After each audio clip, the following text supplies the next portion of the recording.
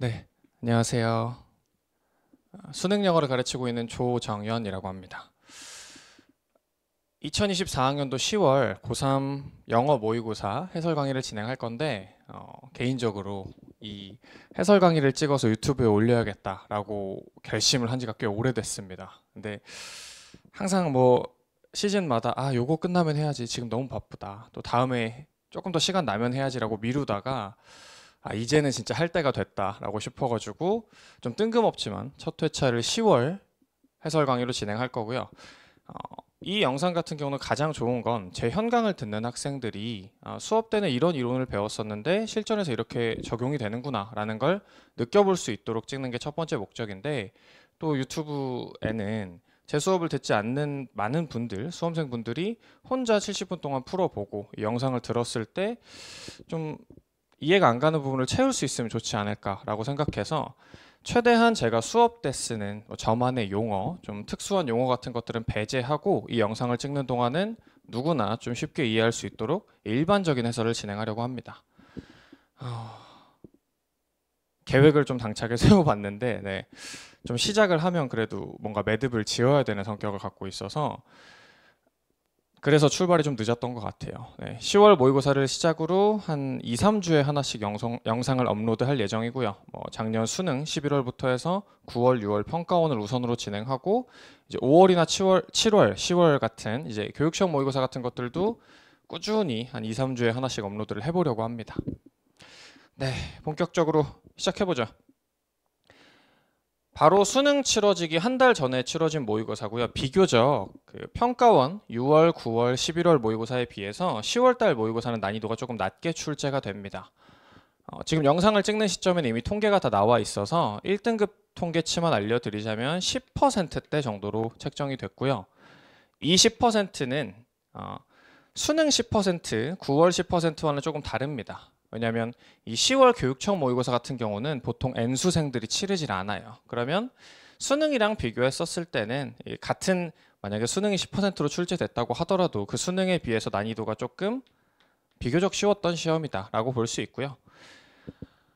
해설은 전체 문항을 다 진행하진 않을 거고 오답률 탑10 문항 정도를 볼 겁니다. 이번 회차에서는 21번부터 24번까지 대입파악에서는 오답률 탑10 문항이 하나도 없었고요. 그나마 제가 풀이는 하지 않을 거지만 조금 난이도가 있었던 게 21번 함축음유 추론 문항입니다만, 요거는 어려웠다라고 하면 꼭 해설지 열심히 보시고 어휘 잘 찾아보시고 풀면 충분히 가능할 거라고 생각해서 해설은 안 할 거고요. 빈칸 추론 같은 경우는 32번을 제외하고 세 문항 전부 다 오답률 탑10에 들어가 있습니다. 그런데 3학년 수험생들은 웬만큼 아실 거예요. 이 세 개는 보통 빈칸 추론 4문항 중에 한 3개 정도는 오답률 탑10에 항상 들어갑니다. 왜 그러냐면 이 33, 4번 같은 경우 보통 3학년 수험생들 기준으로 가장 마지막에 풀죠. 33, 4번 넘어가 놓고 다른 거 풀고 시간 남으면 풀어야지 라고 했는데 시간이 안 남아서 그냥 이거 3번, 4번 이렇게 찍는 경우가 많아요. 그래서 이 빈칸 추론 33, 4번에 포함된 오답률은 어려워서 틀린 친구들도 있겠지만 시간이 부족해서 아예 건들지 못한 친구들까지 포함되어 있기 때문에 보통 수능 영어에서 33, 4번은 오답률에 약간의 거품이 있습니다.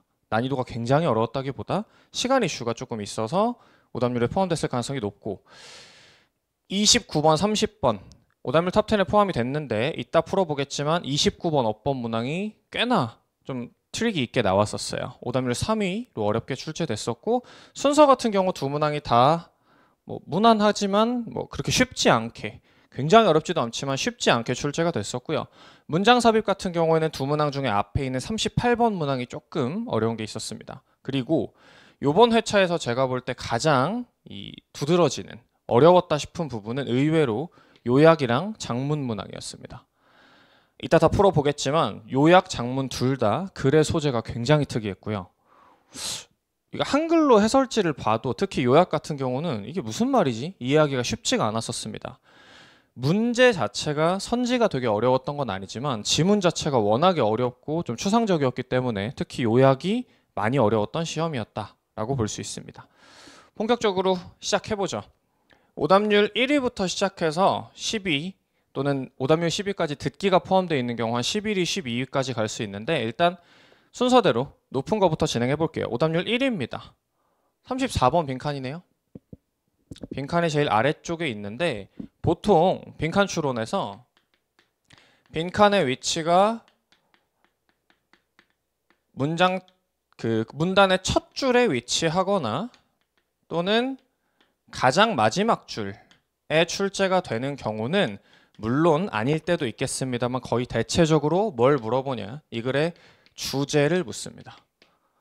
또는 간혹 이 빈칸 주변에 뭐 어떤 반의어 같은 게 들어있는 경우 주제의 정반대인 반주제를 묻는 경우도 있습니다. 그래서 첫 줄이나 마지막 줄에 빈칸이 있다라고 하면 글을 포괄적으로 다 이해해서 일단 대입파악 푸는 것처럼 완벽하게 이해를 해준다. 그리고 혹시 빈칸 주변에 반의어나 어떤 역접 같은 게 있어서 반주제가 나오지 않는지 정도를 눈여기면서 풀어볼게요. 자, 가봅시다. 지성적 탐구의 이상으로서, 그리고 어떤 전략인데 지식의 진보에 대한 전략으로서, 지성적 탐구와 지식의 진보에 대한 전략으로서 과학적 방법은 본질적으로 모뉴멘트가 됩니다. 이 단어 알아두셔야 돼요. 모뉴멘트는 어떤 상징, 기념비 정도가 됩니다. 과학적 방법이 어떤 상징이자 기념비입니다. 뭐에 대한 기념비 또는 상징이냐? The utility of error. 에러가 가지는 유용함에 대한 상징이래요. utility란 단어가 조금 중요해 보이는데 독해 문항을 읽을 때 가장 중요한 건 플러스 또는 마이너스로 방향성이 있는 단어를 놓치지 않는 겁니다. 과학이란 건 뭘 상징하냐? 에러가 유용하다는 걸 상징한대요. 그러면 이 플러스라는 가치 판단의 대상이 된 이 에러란 말도 좀 중요하겠죠. 무슨 말인지 정확히는 모르겠으나 과학적 방법이라는 게 에러가 갖고 있는 유용성을 상징해 준다. 우리 대부분은 이끌립니다. 어디 쪽으로 이끌리냐? 증명하고 싶은 쪽으로 이끌려요. 우리의 신념을. 어느 정도까지 여기에 이끌리냐? 우리가 bother ing라고 하면 애써 뭐뭐 하다, 또 굳이 뭐뭐 하다 정도로 해석하죠. 굳이 조사하려고 든대요. 우리가 갖고 있는 신념의 유효성을 갖다가 굳이 내 신념이 맞아 라고 증명할 때 어떤 조사까지 할 정도로 이쪽으로 이끌린답니다. But 그러나 역접이 나오네요. 역접이 나오면 일반적으로 앞에는 도입일 거고 뒤에가 본론이 될 가능성이 높습니다. 그러나 과학자들은 어디로 이끌리냐면, 자, 앞에서는 누구 얘기를 했냐면 일반적인 우리 얘기를 했어요. 우리는 어디 쪽으로 이끌린다 했냐면 우리의 신념을 증명하고 싶어 한다. 그런데 but 뒤에서는 우리 일반적인 사람이 아니라 과학자들 얘기를 시작합니다. 과학자들은 어디 쪽으로 이끌리냐? 아까 우리의 신념을 증명하고 싶어 하는 것과 달리 이 사람들은 falsification, 요 관계를 캐치했었으면 좀 쉬웠을 겁니다. falsify, 틀림을 입증하다 또는 반증하다라고 해석하죠. 과학자들은 어디 쪽으로 이끌리냐? 반증하는 것 쪽으로 이끌린대요. 그럼 요거 두 개가 약간 반대된 얘기를 하고 있죠. 우리 일반인들은 신념을 증명하고 싶어 하는데 과학자들은 어떤 신념이나 이론 같은 게 틀렸다고 입증하고 싶어 한대요. 관계가 정반대되는 게 나왔으면 하나를 A로, 하나를 B로 주는 게 좀 편할 겁니다. 나머지 글 전체 내용이 이 두 개를 대조시킬 가능성이 높겠죠. 자, 좀 더 읽어볼게요. 다시 말해 공동체로서, if not as individuals, 개인적으로는 아니라고 하더라도 공동체로서 과학자들은 추구해요. 어떤 걸 추구하는데? To disprove their beliefs. 그들의 신념을, 그치, 단어 보이세요? prove, disprove. 신념이 틀렸다고 입증하는 걸 추구한답니다. 그러면 과학자들이 추구하는 건 맞았다고 입증하는 게 아니라 틀렸다고 입증하는 B 쪽으로 쏠리네요. 그래놓고 보면 아까 요 most of us 앞문장에서 뭐라 그랬냐면 에러가 유용하다 했거든요. 틀린 게 유용하다고, 틀린 걸 발견하면 뭔가 얻는 게 있다란 얘기인데 과학자들 이 사용하는 과학적 방법이 왜 에러의 유용함을 나타내 주냐라고 하면 뭔가 틀린 걸 입증했었을 때 이게 유용함이 있다는 거죠. 그럼 여기서 말한 에러도 A와 B로 나눠서 볼 때 사실은 B의 맥락이었다라고 볼 수 있죠. 그럼 여기까지 정리하면 과학자들은 틀린 걸 입증하고 싶어 한다. 그러므로 한 가설이 갖고 있는 결정적인 특징은 뭐냐? 이 가설이란 건 잠재력을 갖고 있다는 겁니다. 무슨 잠재력? To be proven wrong. 틀렸다고 입증될 잠재력을 갖고 있대요. 과학에서는 어떤 가설이 나왔을 때 이거 언제든 틀릴 수 있다. 다시 B 쪽으로 쏠려 있죠. 이것이 이유가 됩니다. 이 가설이라는 것이 반드시 실험 가능해야 되고 그리고 실제로 실험이 되어야만 하는 이유입니다. 왜? 이거 틀렸는지 입증해봐야 돼. 이런 얘기고.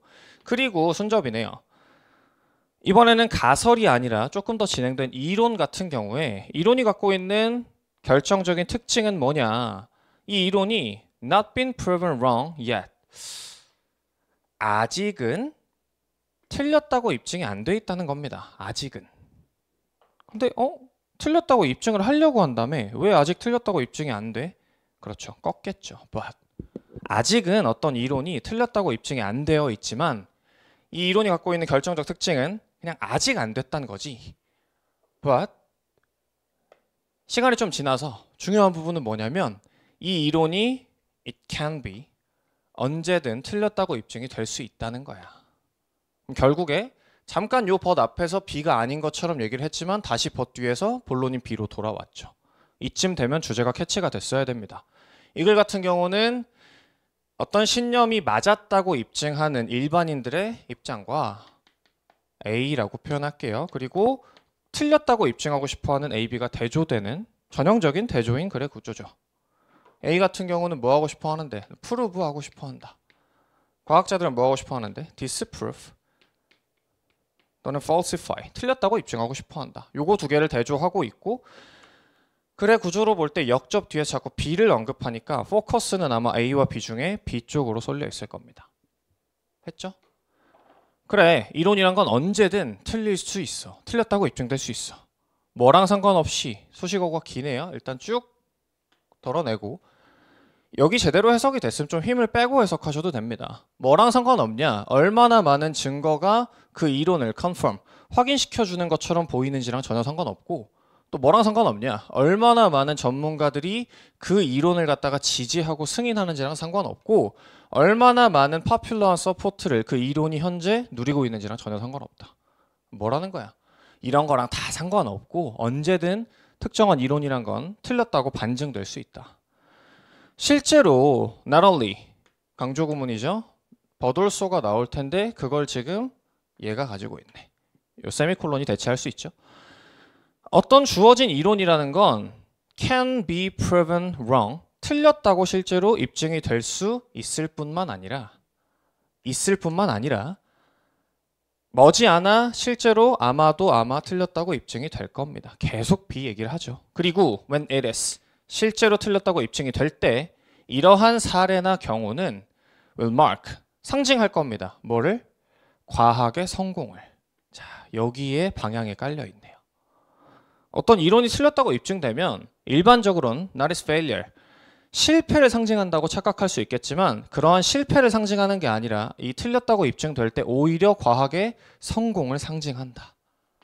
여기서 플러스가 강하게 묻어있죠. 그리고 이 마크란 단어는 다시 보면 위쪽에서 나왔던 첫 문장에 과학이라는 건 본질적으로 여기 있죠? 과학적 방법이란 건 본질적으로 에러의 유용함을 상징한다 그랬거든요. 이 모뉴멘트를 갖다가 지금 아래쪽에서 마크란 단어로 받아준 거죠. 어떤 에러가 발생하면 죄송합니다. 과학적 방법이 에러를 밝혀낼 때 이것은 에러의 유용함을 드러내준다. 다시 여기서도 어떤 이론이 틀렸다고 입증이 되면 그건 과학의 성공을 상징한다라는 거죠. 똑같은 얘기. 실패가 아니라. 이것은 아주 중요한 인사이트였습니다. 과학적 혁명에. 다시 말해 이게 뭔데? 지식의 진보라는 건 어디에 의존하냐? 현재의 이론이 블랭크 되는 것에 의존한다. 자, 일단 빈칸 주변 문장의 방향부터 따볼게요. 야, 지식이 진보되려면 현재의 이론이 어떻게 돼야 되냐라고 물어봤는데 일단 지식이 진보되는 상황은 방향을 플러스로 해석하셔야 합니다. 과학에서 어떤 지식이 진보되는 건 어디에 의존하냐? 그러면 depend on 다음에 여기 전체 부분이 어떻게 해석이 되면 부드러울 거냐? 아까 이 B가 되면 부드럽겠죠. 현재의 이론이 반증되는 상황. 그럼 빈칸에 가장 좋은 건 반증. B가 들어가주면 좋을 거예요. 현재의 이론이 반증돼서 뭐 새로운 게 그걸 대체하면 이게 과학의 지식의 진보를 상징한다. 요 정도일 거고요. 1번. 현재의 이론이 holding true. 진실된 상태를 유지한대요. 뭐랑 상관없이 temporal, 이거 일시적인이라고 해석하시면 안 돼요. 우리가 일시적인이라고 알고 있는 단어는 temporal이고 이 temporal, RAL이 붙으면 이건 시간적인이라고 해석합니다. 시공간적인 제약이랑 상관없이 진실인 걸로 밝혀진다. 진실이면 안 되죠. 왜? 이거는 prove잖아. 우리가 원하는 건 disprove인데 거짓 같은 게 들어와야죠. 2번 collapsing. 현재의 이론이 붕괴합니다. 뭘 마주했을 때? 새로운 인사이트나 디스커버리를 마주했을 때 올드와 다시 말해 현재와 뉴가 부딪히는 상황에서 이 글에서 바람직하다고 보는 건 얘가 disprove 되는 거죠. 얘가 반증이 되면 아마 얘가 날아가고 얘를 받아들일 거예요. 그게 어떤 지식의 진보다라는 글인데 이 disprove라는 단어를 갖다가 현재의 이론이 collapse, 붕괴한다라고 표현하는 게 안 된다고 보기 어렵습니다. 속어로 푸셨어야 돼요. 내비둡니다. 물론 collapsing이 아니라 뭐 being disproved 되면 완벽하겠지만 3학년 문제는 그렇게 쉽게 안 줍니다. 약간 간접적으로 표현했다고 볼 수 있을 것 같고 3번 현재의 이론이 shifting, 바뀝니다. 여기까지 좋아요. 올드가 날아가고 뉴를 받아들이면서 현재의 이론이 새로 바뀐다라는 표현 충분히 B라고 볼 수 있습니다. 뭐에 따라? 과학자가 평판을 추구함에 따라? 평판 얘기 언제 했습니까? 관련이 없죠. 4번 현재의 이론이 노출됩니다. 대중들에게. 그러면서 어떤 인기를 누리게 되면 이게 진보하는 거다. 아까 있었지. 얼마나 많은 전문가가 이걸 승인하거나 얼마나 많은 파퓰러 서포트를 얘가 누리든지랑 no matter. 상관없다 그랬어요. 그러면 얘가 지금 빈칸에 들어갔을 때는 안 되는 거지. 이거랑 상관없다. 5번. 그나마 오답을 찍었으면 5번을 찍으셨으면 글을 괜찮게 읽은 겁니다. 1번도 괜찮고요. 3, 4번은 조금 안 좋은 보기고 5번. 가능성을 남겨두지 않습니다. 에러나 실패에 대한. 이렇게 되면 실패할 가능성이 없다가 되니까 아까 쓴 바에 따르면 반증되는 게 아니라 입증이 되는 거죠. 옳다고. leaving no chance가 아니라 leaving chance 정도 돼야 됩니다. 노가 빠져야 답이 될 수 있을 거고 답은 속어법으로 풀었을 때 조금 간접적으로 써 있었지만 2번이었다. 자, 그 다음 바로 이어서 볼게요. 위에 있는 33번. 얘가 오답률 2위인데 아까도 말씀드린 것처럼 엄청나게 어려워서 오답률이 높다기보다 아마 시간적으로 부족한 친구들이 33, 4번을 다 틀렸기 때문에 오답률이 높았을 거다라고 예상이 됩니다. 바로 보죠. 사회인지적인 혁신. 어떤 진화가 한 살 나이 때 일어나나 봐요. 이런 진화가 set the stage, 스테이지를 준비시켜 줍니다. 유아의 삶의 두 번째 해에 대한 스테이지를 준비시킵니다. 한 살 때 인지적 혁신이 일어나고 이게 두 번째 해를 준비시켜 준다.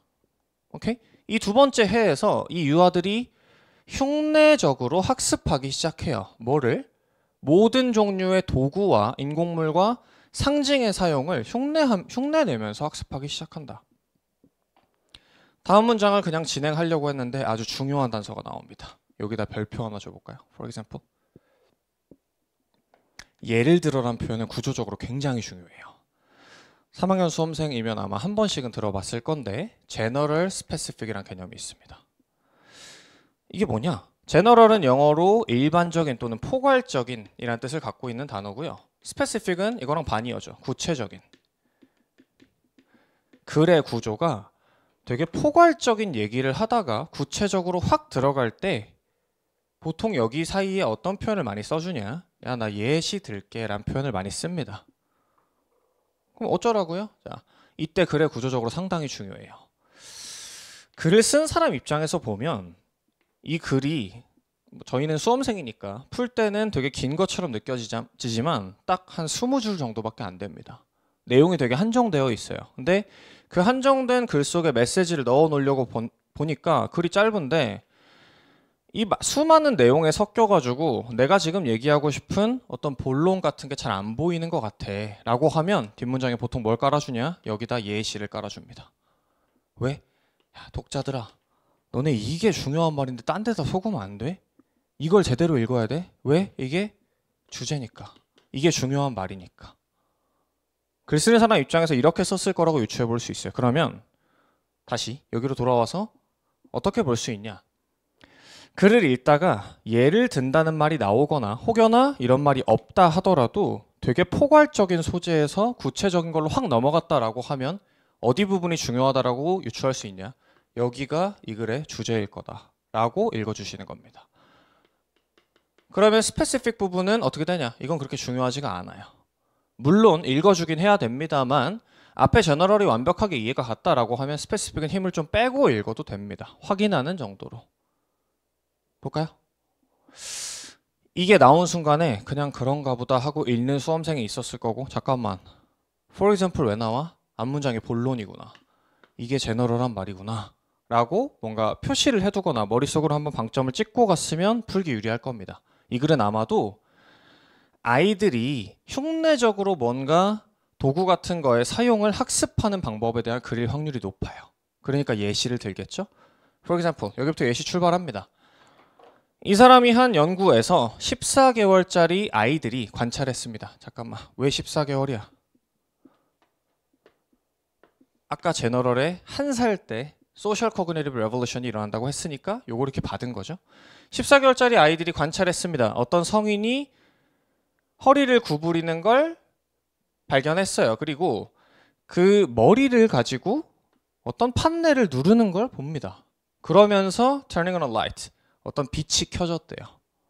스위치 같은 게 있었을 때 이거를 허리를 굽혀서 머리로 누르더라는 거죠. 그들은 그 이후에 어떻게 하냐? followed suit. 따라갔답니다. 이 표현이 중요하지. 왜일까요? 어른들이 이런 행위를 하는 걸 보고 아이들이 그대로 따라갔다는 얘기가 왜 중요하냐면 요게 제너럴 부분에 써 있었거든요. 흉내적으로 학습한다. 아이들도 흉내를 내보더라. 그러니까 아이들이 참여했어요. 이 다소 약간 일반적이지 않고 이상해 보이는 행동을 그대로 따라 하더라는 겁니다. 손으로 누르면 되지 왜 허리를 굽혀서 머리로 누르냐는 거야. 비록 이게 훨씬 쉬웠을 거래요.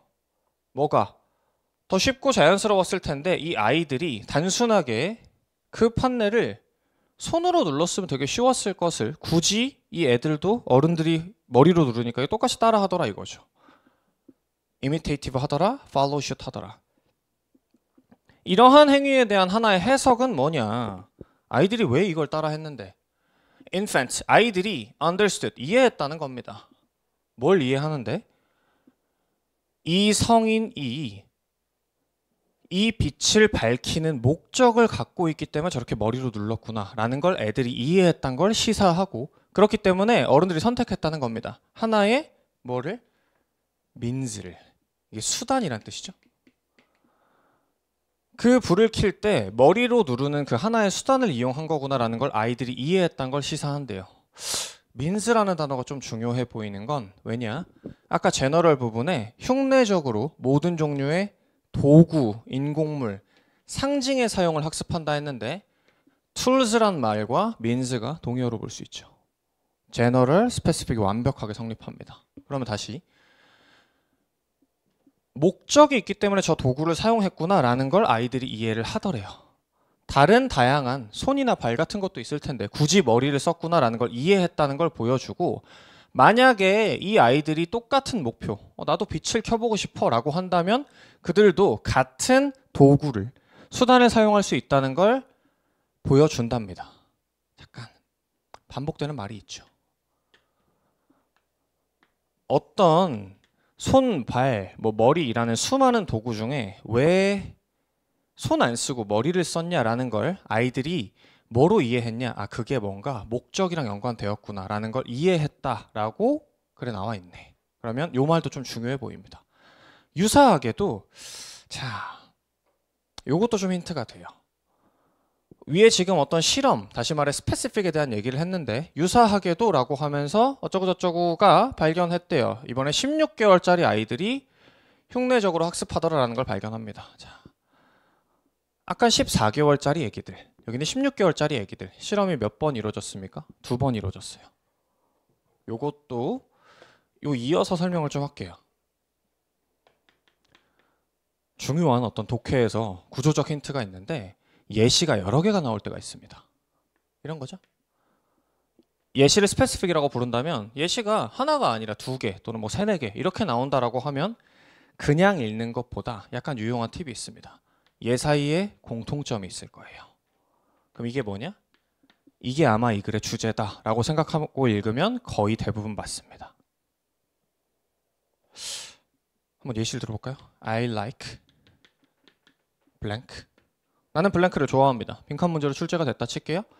For example, 예를 들어서 GD is my favorite. GD 실제로 되게 좋아합니다. GD가 내가 제일 좋아하는 뭐 가수다. 그리고 another 또 다른 예시를 들자면 태양 뭐 is good 이런 식으로 나왔다고 칠게요. 빈칸 채울 수 있겠어요? 뭐 넣으면 되죠? 설마 모르는 거 아니겠지? GD 태양을 보는 순간 우리 머리에서 자동적으로 뭐라고 채워지냐면 빅뱅이라고 채워지지 않겠습니까? 이거 어떻게 풀었습니까? 예시가 여러 개 나왔을 때 우리가 언어적으로 자동적으로 계산한 거예요. 이거 두 개 사이에 겹치는 부분이 뭐가 있지? 겹치는 부분. 수학기호로 교집합이라고 표현했지만 수학적인 의미에서 교집합이랑 약간 다릅니다만 이해하실 수 있죠. 공통점이 뭐가 된다? 이 글의 주제가 된다. 이렇게요. 이해됐죠? 어쩌라고요? 여기도 한번 해보자고요. 아까 위쪽에 specific 1과 지금 similarly 하고 specific 2가 펼쳐지는데 요거 사이에 교집합이 있는지 한번 찾아볼게요. 유사하게도 이 사람이 16개월 아이들을 실험해봤는데 뭘 발견했냐? 얘네도 보입니까? 흉내적으로 학습하더라는 겁니다. 16개월짜리도 흉내 내더라. 복잡해 보이는 행위적인 어떤 순서에서 오직 어떤 행동들을 흉내적으로 학습했냐? Pure intentional. 교집합 하나 더 있습니다. 의도적으로 보이는 행위들만을 학습하더래요. 의도가 뭔데? 목표잖아요. 에? 보여요? 예시 사이에 공통점이 있으면 얘가 주제가 될 확률이 굉장히 높다. 의도적으로 하는 행위들만을 얘네가 흉내적으로 학습을 하고 그러고 무시했대요. 어떤 것들을? 의도가 없고 그냥 우연하게 한 행동 같은 건 안 따라 하더라. 어린아이들은 단순하게 흉내내는 것이 아닙니다. 다른 사람들의 어떤 사지의 움직임을 손발의 움직임을 갖다 단순하게 흉내내는 게 아니라 얘네는 뭐 하려고 하는 거냐. 그럼 어린아이들이 지금 뭘 흉내내려고 한 거니? 라고 보면 깔끔하게 의도를 이해하고 그 수단을 사용하는 방법을 흉내내려고 학습한 거다가 들어가면 완벽하겠죠. 의도라는 말이 있어야 될 겁니다. 1번 이상하게 보이는 걸 피하려고 합니다. 가족 멤버들의 눈에. 어머니 아버지 여기 왜 오셨습니까? 전혀 관련 없죠. 2번 재생하려고 합니다. 다른 사람들의 의도된 액션을 세상에서. 잠깐만. 재생이라는 게 이 글에 나온 단어에 어떤 걸 표현한다고 볼 수 있냐면 이거 아닌가? imitate. 그대로 흉내내서 따라하려고 합니다. 재생합니다. 뭐를? 의도된 행위를. 완벽하죠. 2번은 당연히 남겨두셨어야 하고요. 3번 받아들입니다. 찬스의 가치를. 우연히 일어난 사건의 가치를. 도움이 된다고 드러난 우연한 사건의 가치를 받아들입니다. 잠깐만. 우리가 원하는 건 우연이 아니라 의도잖아. 우연 들어가면 안 됩니다. incident, accident 들어가면 안 되고. 4번. 행동합니다. 예기치 못한 전례가 없는 방식으로 다른 사람들이 놓쳤던. 잠깐만 이거는 우리가 원하는 건 imitate, 따라한다는 건데 이거 애가 독창적으로 행동하는 겁니다. imitate를 표현해야 되는데 혼자서 알아서 행동한다라는 말이 되기 때문에 절대 될 수 없죠. 언이 빠져야 됩니다. 5번 해치입니다. 어떤 목표를. 어떤 목표인데 does not coincide with their own. 자기 자신의 목표와 일치하지 않는 목표는 다 무시하고 없애버린다. 물론 목표란 말이 글에 나오긴 했습니다만 목표를 바탕으로 어떤 도구를 사용하는 방법 그런 것들을 습득한다 그랬지 본인 목표랑 일치한다 일치 안 한다 이런 논의를 한 적이 없습니다. 너무 지엽적으로 들어갔죠? 답은 2번. 그 다음 29번 빠르게 볼게요. 헌법상 틀린 것은 아마 문장을 어떤 형식 같은 걸로 나누지 않고 감으로 그냥 이거 틀린 것 같은데? 라고 푸는 친구들이 틀렸을 확률이 높고요. 저는 1등급이 목표입니다. 90점 이상을 맞을 겁니다. 라고 하는 학생들이 저는 개인적으로 어법을 포기하는 거는 안 된다고 생각합니다. 쉽지가 않아요. 실제 수능 시험장 들어갔었을 때 만약에 어법이 3점으로 출제가 됐다. 얘를 덜어냈다고 칩시다. 이게 없어요. 그러면 나머지 다 맞춰도 97점이죠. 수능 시험장 안에서 이 97점을 다 맞출 수 있냐? 물론 괴물 같은 친구들은 가능할 수 있겠지만 쉽지가 않습니다. 제가 수험생들 보면 97점 이렇게 맞는 친구들 거의 없고요. 보통 빈칸 33, 34에서 한 문제 정도는 풀 수가 없게 출제가 됩니다. 물론 계속 단서를 달지만 이럼에도 불구하고 푸는 학생들이 있지만 보통은 요거 하나 날라간다고 보셔야 돼요. 그러면 97 만점이 아니라 94점 만점이 시험이 돼버립니다. 요 상황에서 2점짜리 두 개가 여유가 있다라고 볼 수도 있지만 이미 90점대 올라오는 친구들이 2점짜리 틀릴 확률이 별로 없어요. 그럼 뭐야? 결국에 3점짜리 하나가 여기 껴있다고 치면 91점 만점이 돼버리는 거고, 그러니까 91점이 될 거고 거기다 하나만 더 삑사리가 나면 큰일 나는 겁니다. 그래서 실제 시험장 안에서 이제 94점 정도를 최고점이라고 봤었을 때 이거를 나머지를 실수하지 않고 완벽히 다 맞출 수 있는 그런 걸로 몰아넣고 있다. 언제? 어법을 포기하면. 저는 추천하지 않고요. 오늘 해석 영상을 올렸지만 제가 앞으로 조금 더 시간을 내서 그 문법 기초부터 해서 영상도 좀 올려보려고 하니까 혹시 문법 포기한 수험생들이 있다면 그 영상으로 따라오면 제가 요거는 반드시 맞출 수 있도록 만들어 드리겠습니다. 길지 않을 거예요. 자, 29번 볼게요. 사람마다 푸는 방법이 좀 다릅니다만 저는 1번 보기가 없는 문장은 읽지 않습니다. 보기가 있는 문장만 해석합니다. 그들은 사용할 겁니다. comments. 해성을 갖다가 어떤 디딤돌로써 사용할 겁니다. 그리고 이 해성들 중 일부는 얘가 주어일 거고 관계대명사절에서 are 오직 루즈하게만 bound 연결되어 있습니다. to our sun. 여긴 전면구니까 날라가죠. 우리의 태양에 루즈하게만 바운드가 되어 있다. 자, 지금 BPP 형태로 수동태 문장이고요. 얘를 지금 수식할 때 어법 문제는 적어도 어떻게 보일 때까지 그래도 문제를 좀 풀어야 되냐? 이 보기가 이지선다로 보여야 돼요. loosely bound냐? 지금 필자가 물어본 건, 출제자가 물어본 건 loose bound냐? 라고 물어본 거죠. 그럼 지금 수동태 BPP를 수식할 때 부사를 써야 되냐, 형용사를 써야 되냐 라고 물어본 문제인데 BPP 당연히 어쨌든 과거 분사를 수식할 때는 분사가 형용사 또는 수동태에 묶여있는 동사라고 보면 반드시 부사를 써야죠. 루즈가 되면 틀리는 거고. 그러면 얘는 지금 답이 나왔으니까 더 읽을 필요가 없습니다. 물론 쌤 근데 간혹 어법 문제에 독해형으로 출제되는 경우가 있던데 그럴 땐 어떻게 해요? 그럼 이러면 안 되잖아요. 본인이 이렇게 해서 5번까지 내려갔는데 답이 안 나온다. 그러면 다시 이 문제는 지금 단순한 어법 문제가 아니라 독해형 어법이구나 라고 생각하면서 시간을 좀 들여서 처음부터 끝까지 독해 문제 푼다고 하고 완벽하게 읽으셔야 돼요. 근데 그렇게 출제되는 비율이 얼마나 되냐? 제 개인적인 계산으로 한 10%도 안 됩니다. 이 그냥 문장 구조만 보고 문장만 제대로 해석해주면 풀리는 게 대부분이기 때문에 일단 우리는 합리적으로 90% 문제를 효율적으로 풀기 위해 보기가 없는 문장 해석하지 않습니다. 그러면 1번 아니라고 제꼈으면 쭉 내려올 수 있죠. 2번이 여기 있네. 역으로 봐서 어디부터 읽냐? 여기부터 읽으면 되겠죠. 가운데는 다 날릴 겁니다. 볼게요. Interstellar migrations. 행성 간의 어떤 이동이 will depend. 의존할 겁니다. 어디에? 아직은 상상되지 않은 기술에 의존할 거예요.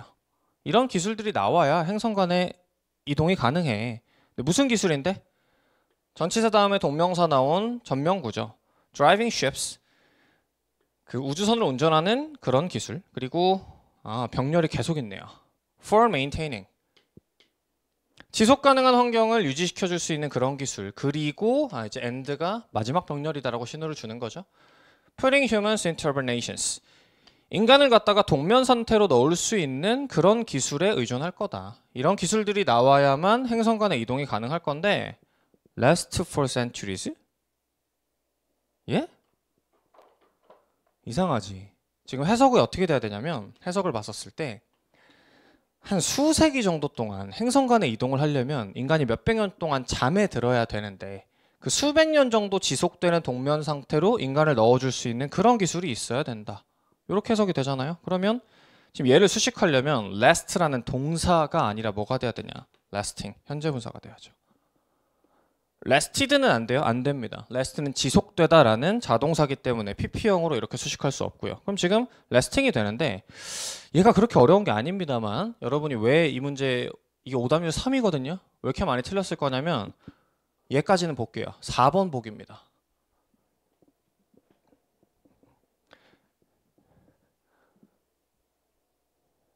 꽤 질문을 많이 받았었어요. 이 시험 끝나고. 자, it would take spaceships. take가 걸리다, 걸리게 하다 라는 뜻이 있죠. 그러면 spaceship에게 걸리게 할 겁니다. it이 가주어인 것 같아요. 그리고 이 수험생들이 어떻게 봤냐? 이 4번이 잠깐 진주어 아니야? traveling at 이건 전면구니까 at 1% of the speed of light. 빛의 속도의 1%로 이동하는 것? 뭐예요? 해석을 안 합니다. 그냥 어떻게 보냐? 잠깐만. 가주어 it이 나왔는데 진주어 자리에 ing 안 되는 거 아님? 투부정사로 바꿔야 될 것 같아서 to travel로 바꾸더란 말이죠. 그럼 뒤에 만약에 그렇게 바꾸고 나면 얘는 뭐지? More than 400 years? 이게 해석이 안 돼요. 어떻게 돼야 부드럽게 해석이 되냐? 걸리게 할 겁니다. 우주선에게. 어떤 우주선? 빛의 속도의 1% 속도로 이동하는 우주선에게 얼마간 걸릴 거냐? 400년 이상 걸리게 할 거다. 뭐가? 알파 센타우리 시스템에 도달하는 것이. 실제 구조는 어떻게 된 거냐면요. 가주어 맞습니다. 진주어가 어디냐? 얘가 진주어입니다. 주어, 동사, take가 동사 맞고요. 스페이스쉽이 뭔데? 간접 목적어예요. 우주선에게 400년 이상의 시간이 걸리도록 할 거다라는 4형식 문장이에요. 요거를 캐치를 했어야 되고 그러면 만약에 이걸 4형식으로 보고 지금 트래블링을 동명사가 아니라 스페이스쉽을 수식하는 걸로 보면 아주 자연스럽죠. 빛의 속도의 1% 속도로 이동하는 우주선에게 400년 이상 걸리게 할 거다. 여기 도달하는 것이. 완벽한 문장. 자, 됐죠. 그 다음 이제 순서로 갑시다. 36번.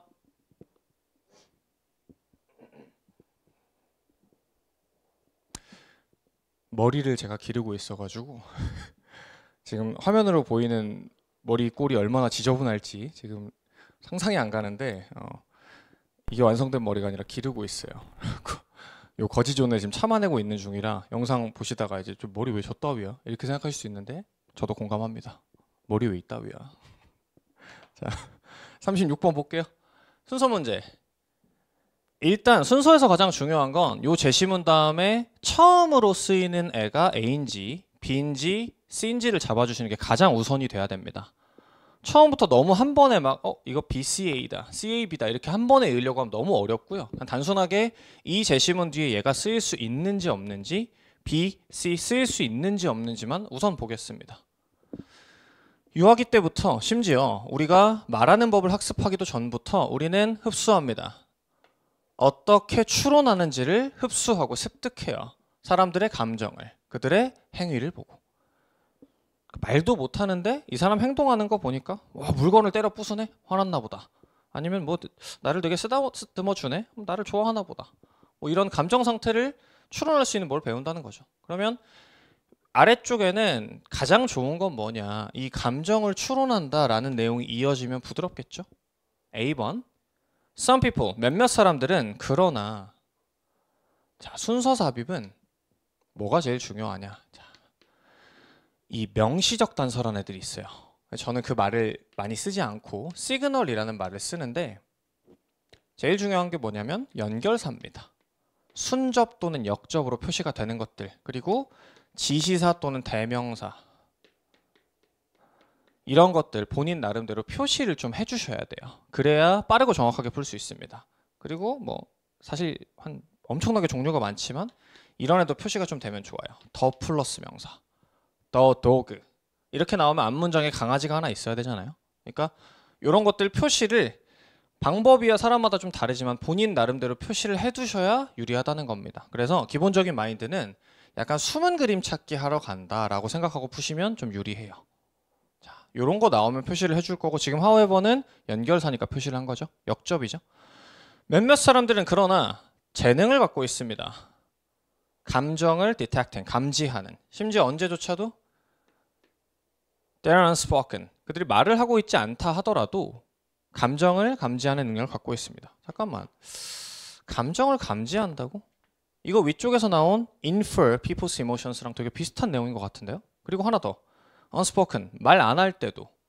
여기도 지금 말 안 하고 있잖아. behavior. 행동만 봤거든요. 행동을 보고 감정을 인지할 수 있다. 어릴 때부터. 말 안 하고 다시 말해 행동만 보고 감정을 인지하는데 재능 있는 사람들이 있다. 내용이 같아요. 여기도 지금 우리 어릴 때부터 이런 걸 다 할 수 있다. 이걸 할 수 있는 사람들이 있다. 근데 같은 내용인데 however, 역접이 왜 붙습니까? 이게 빠져야죠. 다시 말해 A는 처음으로 쓰일 수가 없죠. 그러면 어떻게? 읽어둔 데까지 펜으로 표시를 해둡니다. 깔끔하게 끊어두고 너는 버린다. B로 갈게요. 우리가 점점 나이가 들어가면서 그러나의 표시가 있어야죠. 그러나 우리가 점점 나이가 들어가면서 this capacity 이런 거 이게 지시사죠. 표시가 있으면 훨씬 유리하게 풀 수 있다는 겁니다. 저는 얘를 어떻게 표시하냐? S에다 동그라미까지 실제로 제가 종이에다 풀 때도 수업 준비할 때도 저는 이렇게 표시를 해버립니다. 빠르고 정확하게 풀기 위해. 그럼 자, 앞문장에 일단 우리가 나이가 들면서 그러나 이 능력이 감퇴되고 수축됩니다. 앞문장에 능력이라고 표현할 만한 게 있냐? 1, 2학년 문제에는 보통 여기다 capacity 같은 단어를 주려면 1학년이면 위에 capacity라고 써 있을 거고요. 2학년은 ability 정도, capability 이렇게 나오겠지만 3학년은 안 그럴 수 있어요.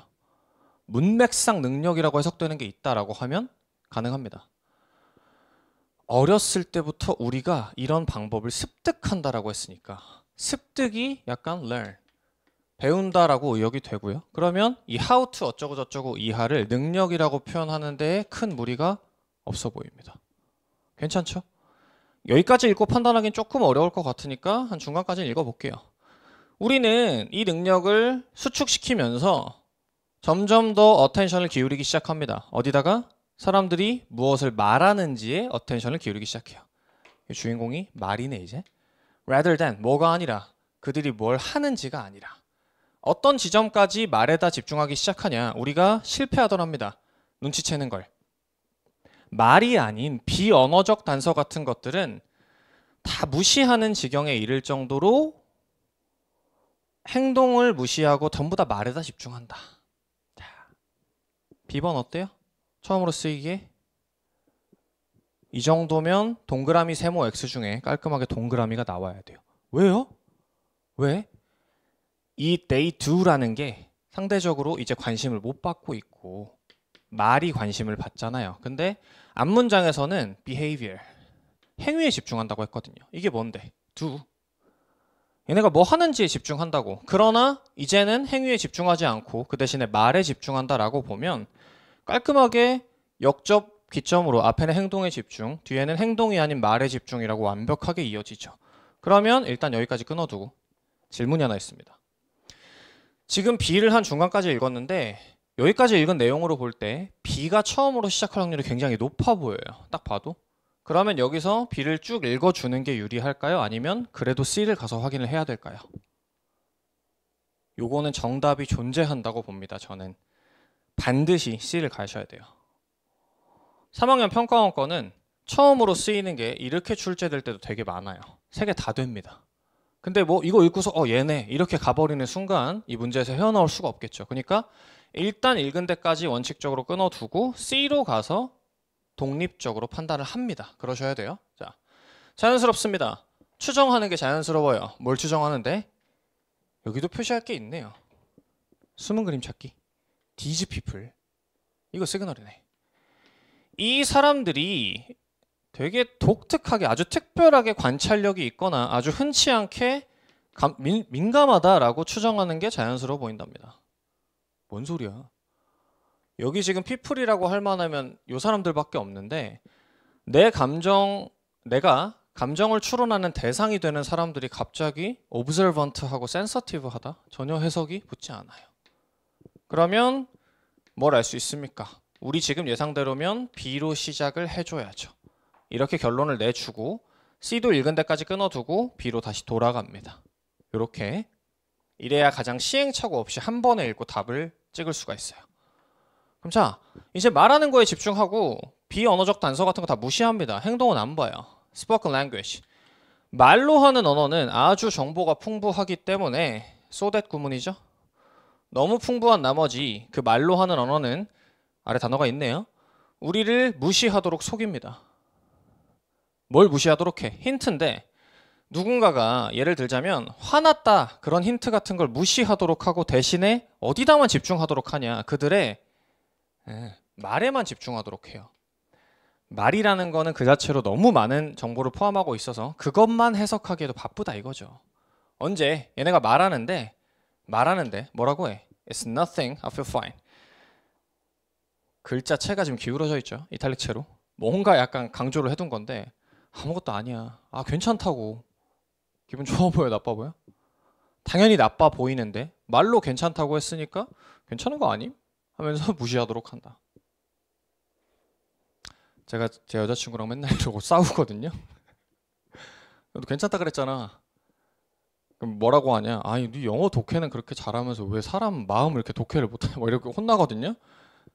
나를 보는 것 같네. 말로 괜찮다고 할 때 이거를 마치 제가 그런 것처럼 말만 듣고 그럼 화 안 났다고 했으니까 화 안 난 거네 하고서 딱 봐도 누가 봐도 화난 표정을 짓고 있는데 이런 거 다 무시해버리는 그런 지경에 이른다. 자, B번으로 시작하는 게 확정이 됐으니 다 읽고 이제 A와 C를 보내봅시다. 그러나 몇몇 사람은 재능을 지니고 있습니다. 감정을 디텍트하는. 여기서 이제 플러스로 해석이 좀 되죠. 언제도 말 안 해도. 앞에서는 말에 집중한다라고 했는데 그러나 나오니까 말에 집중하지 말아야 되고 지금 말을 안 하고 있는 상황에서도 감정을 디텍트하니까 B 다음에 A가 역접을 기점으로 완전히 대조되는 내용입니다. 그러면 역접이 있으니까 얘는 아주 부드럽게 이어진다라고 볼 수 있죠. 얘도 또 끊어두고 자 B 다음에 C를 판단해야지. 자 괜찮다니까 이렇게 말할 때 말만 듣고 그렇게 해버립니다. 자연스러워요. 이러한 사람들이 되게 관찰력이 있고 센서티브하다라고 말하는 게 추정하는 게 자연스러워 보입니다. 일단 단순하게 여기 디즈 피플 있냐? 없습니다. 서먼을 갖다 디즈 피플로 받았을 때도 해석이 불가능하고 얘 지금 이 사람 그냥 아니라고 나 괜찮다고 얘기하고 있는데 얘가 왜 오브설번트해? 내용이 전혀 붙지 않고요. 그리고 내용으로 본다 하더라도 지금 여기 위쪽에 이 말을 듣고서 나머지를 다 ignore 무시해버리는 이런 사람은 sensitive한 거야? insensitive한 거야? insensitive하죠. 그러니까 내용상 붙지가 않네요. 그러면 답을 바로 낼 수 있죠. BAC. 자, 그 다음 38번. 1시간쯤 되는 것 같은데 자, 이어서 해봅시다. 일단 요 문장 삽입 문제를 풀 때는 기본적으로 요 제시문을 한번 읽으세요. 근데 읽을 때 이 내용을 막 외워서 가겠다 이렇게 푸시면 너무 어려워지고요. 그냥 혹시 시그널 같은 거 있나? 그리고 보통은 이 삽입에 출제되는 요 문장이 이 글의 주제와 연관이 있는 부분을 출제를 합니다. 그래서 여기에 키워드나 방향성, 디렉션 같은 게 나오니까 그냥 뭐 이런 내용인가? 정도 유추하는 용도로 사용할 수 있어요. 한번 그냥 부드럽게 읽어볼게요. 일단 but에는 역접 표시가 돼야 될 거고 그러나 what if, 어떨까? 뉴스 스토리에 대한 기억들이 아주 faulty, 결함이 있고 죄송해요. 이거 왜 이렇게 됐지? distort 같은데? 왜곡시키고 죄송합니다. 결함이 있고 왜곡시키고 뭐 잊어버리고 인벤트하면 어떻게 되겠느냐? 실제로 보도된 것을 무슨 내용인지 아직은 잘 모르겠지만 뉴스 스토리 얘기를 하는 것 같고, 그리고 막 기억이 왜곡된다, 결함이 있다라고 하니까 약간 마이너스한 얘기로 진행이 되고 있다. 그 정도 캐치해두고 얘는 어떻게 머리에서 버립니다. 외우면서 가시는 게 아니에요. 그냥 버려놓고 그럼 어떻게 풀 건데? 단절로 풉니다. 정답이라면 여기에 와서 문장이 붙기 때문에 이 앞문장이나 뒷문장이 부드럽게 연결이 안 돼요. 반면에 오답이라면 여기 아무것도 없을 거니까 보통 그대로 연결이 될 겁니다. 연결과 단절로 푸는 거죠. 읽어봅시다. 기억이란 건 종종 어떤 트릭을 씁니다. 속임수를 써요. 시작부터 약간 마이너스한 소리를 하는 것 같고, 이 사람에 따르면 우리는 보장되지 않은 중요성을 부여합니다. 기억에. 자, 첫 문장부터 기억이 트릭을 쓴다라고 했는데 여기 기억이라는 걸 지금 unwarranted importance라고 얘기를 했으니 보장되지 않은 중요성을 부여한다고? 약간 마이너스하게 해석이 돼요. 우리는 우리 기억에 보장되지 않은 중요성을 부여합니다. 어떤 기억인데? 가장 생생하고 그러므로 가장 이 기억을 회상하려고 할 때 쉽게 이용 가능한 그런 기억에, 그러니까 중요한 기억이 아니라 내 머릿속에 그냥 딱 떠오르는 그 기억에 중요성을 부여해버린다. 이거 일종의 트릭이라고 볼 수 있죠. 실제 중요한 게 아니라 그냥 떠오르는 게 중요한 것처럼 착각이 될 수 있잖아요. 다시 말해, 우리 기억은 makes it easy, 쉽게 만듭니다. 기억하는 것을. 어떤 사건을? unusual하고 일반적이지 않고 striking, 눈에 띄는 그런 사건을 기억하기 쉽도록 만든대요. 뉘앙스가 비슷한 단어가 계속 나오네. 가장 생생하고 가장 이용이 쉽다, 기억하기 쉽다. 다시 말해, unusual하고 striking하다, 이런 것들을 기억하기 쉽게 만든답니다. 뭐가 아니라 not the many events, 일반적이고 그냥 칙칙한 재미없는 그런 사건이 아니라 아주 독특하고 눈에 띄는 그런 사건을 기억하기 쉽도록 만든대요. 이걸 지금 트릭이라고 표현할 수 있을 거냐? 조금만 이해하면 충분히 가능하죠. 내가 어떤 친구를 만났는데 이 친구가 일반적으로 나한테 되게 잘해줍니다. 100번 잘하다가 한 번 딱 뭔가 못해서 날 서운하게 했단 말이지. 생일인데 축하한다고 연락을 안 했어요. 그러면 이 unusual한 게 이 친구에 대한 전반적인 인상이 될 수 있다는 거예요. 아, 걔 되게 나쁜 애야, 무심한 애야. 그럼 이거 트릭이라고 충분히 해석이 가능하죠. 단절이 없어 보입니다. 그 다음, 죄송합니다.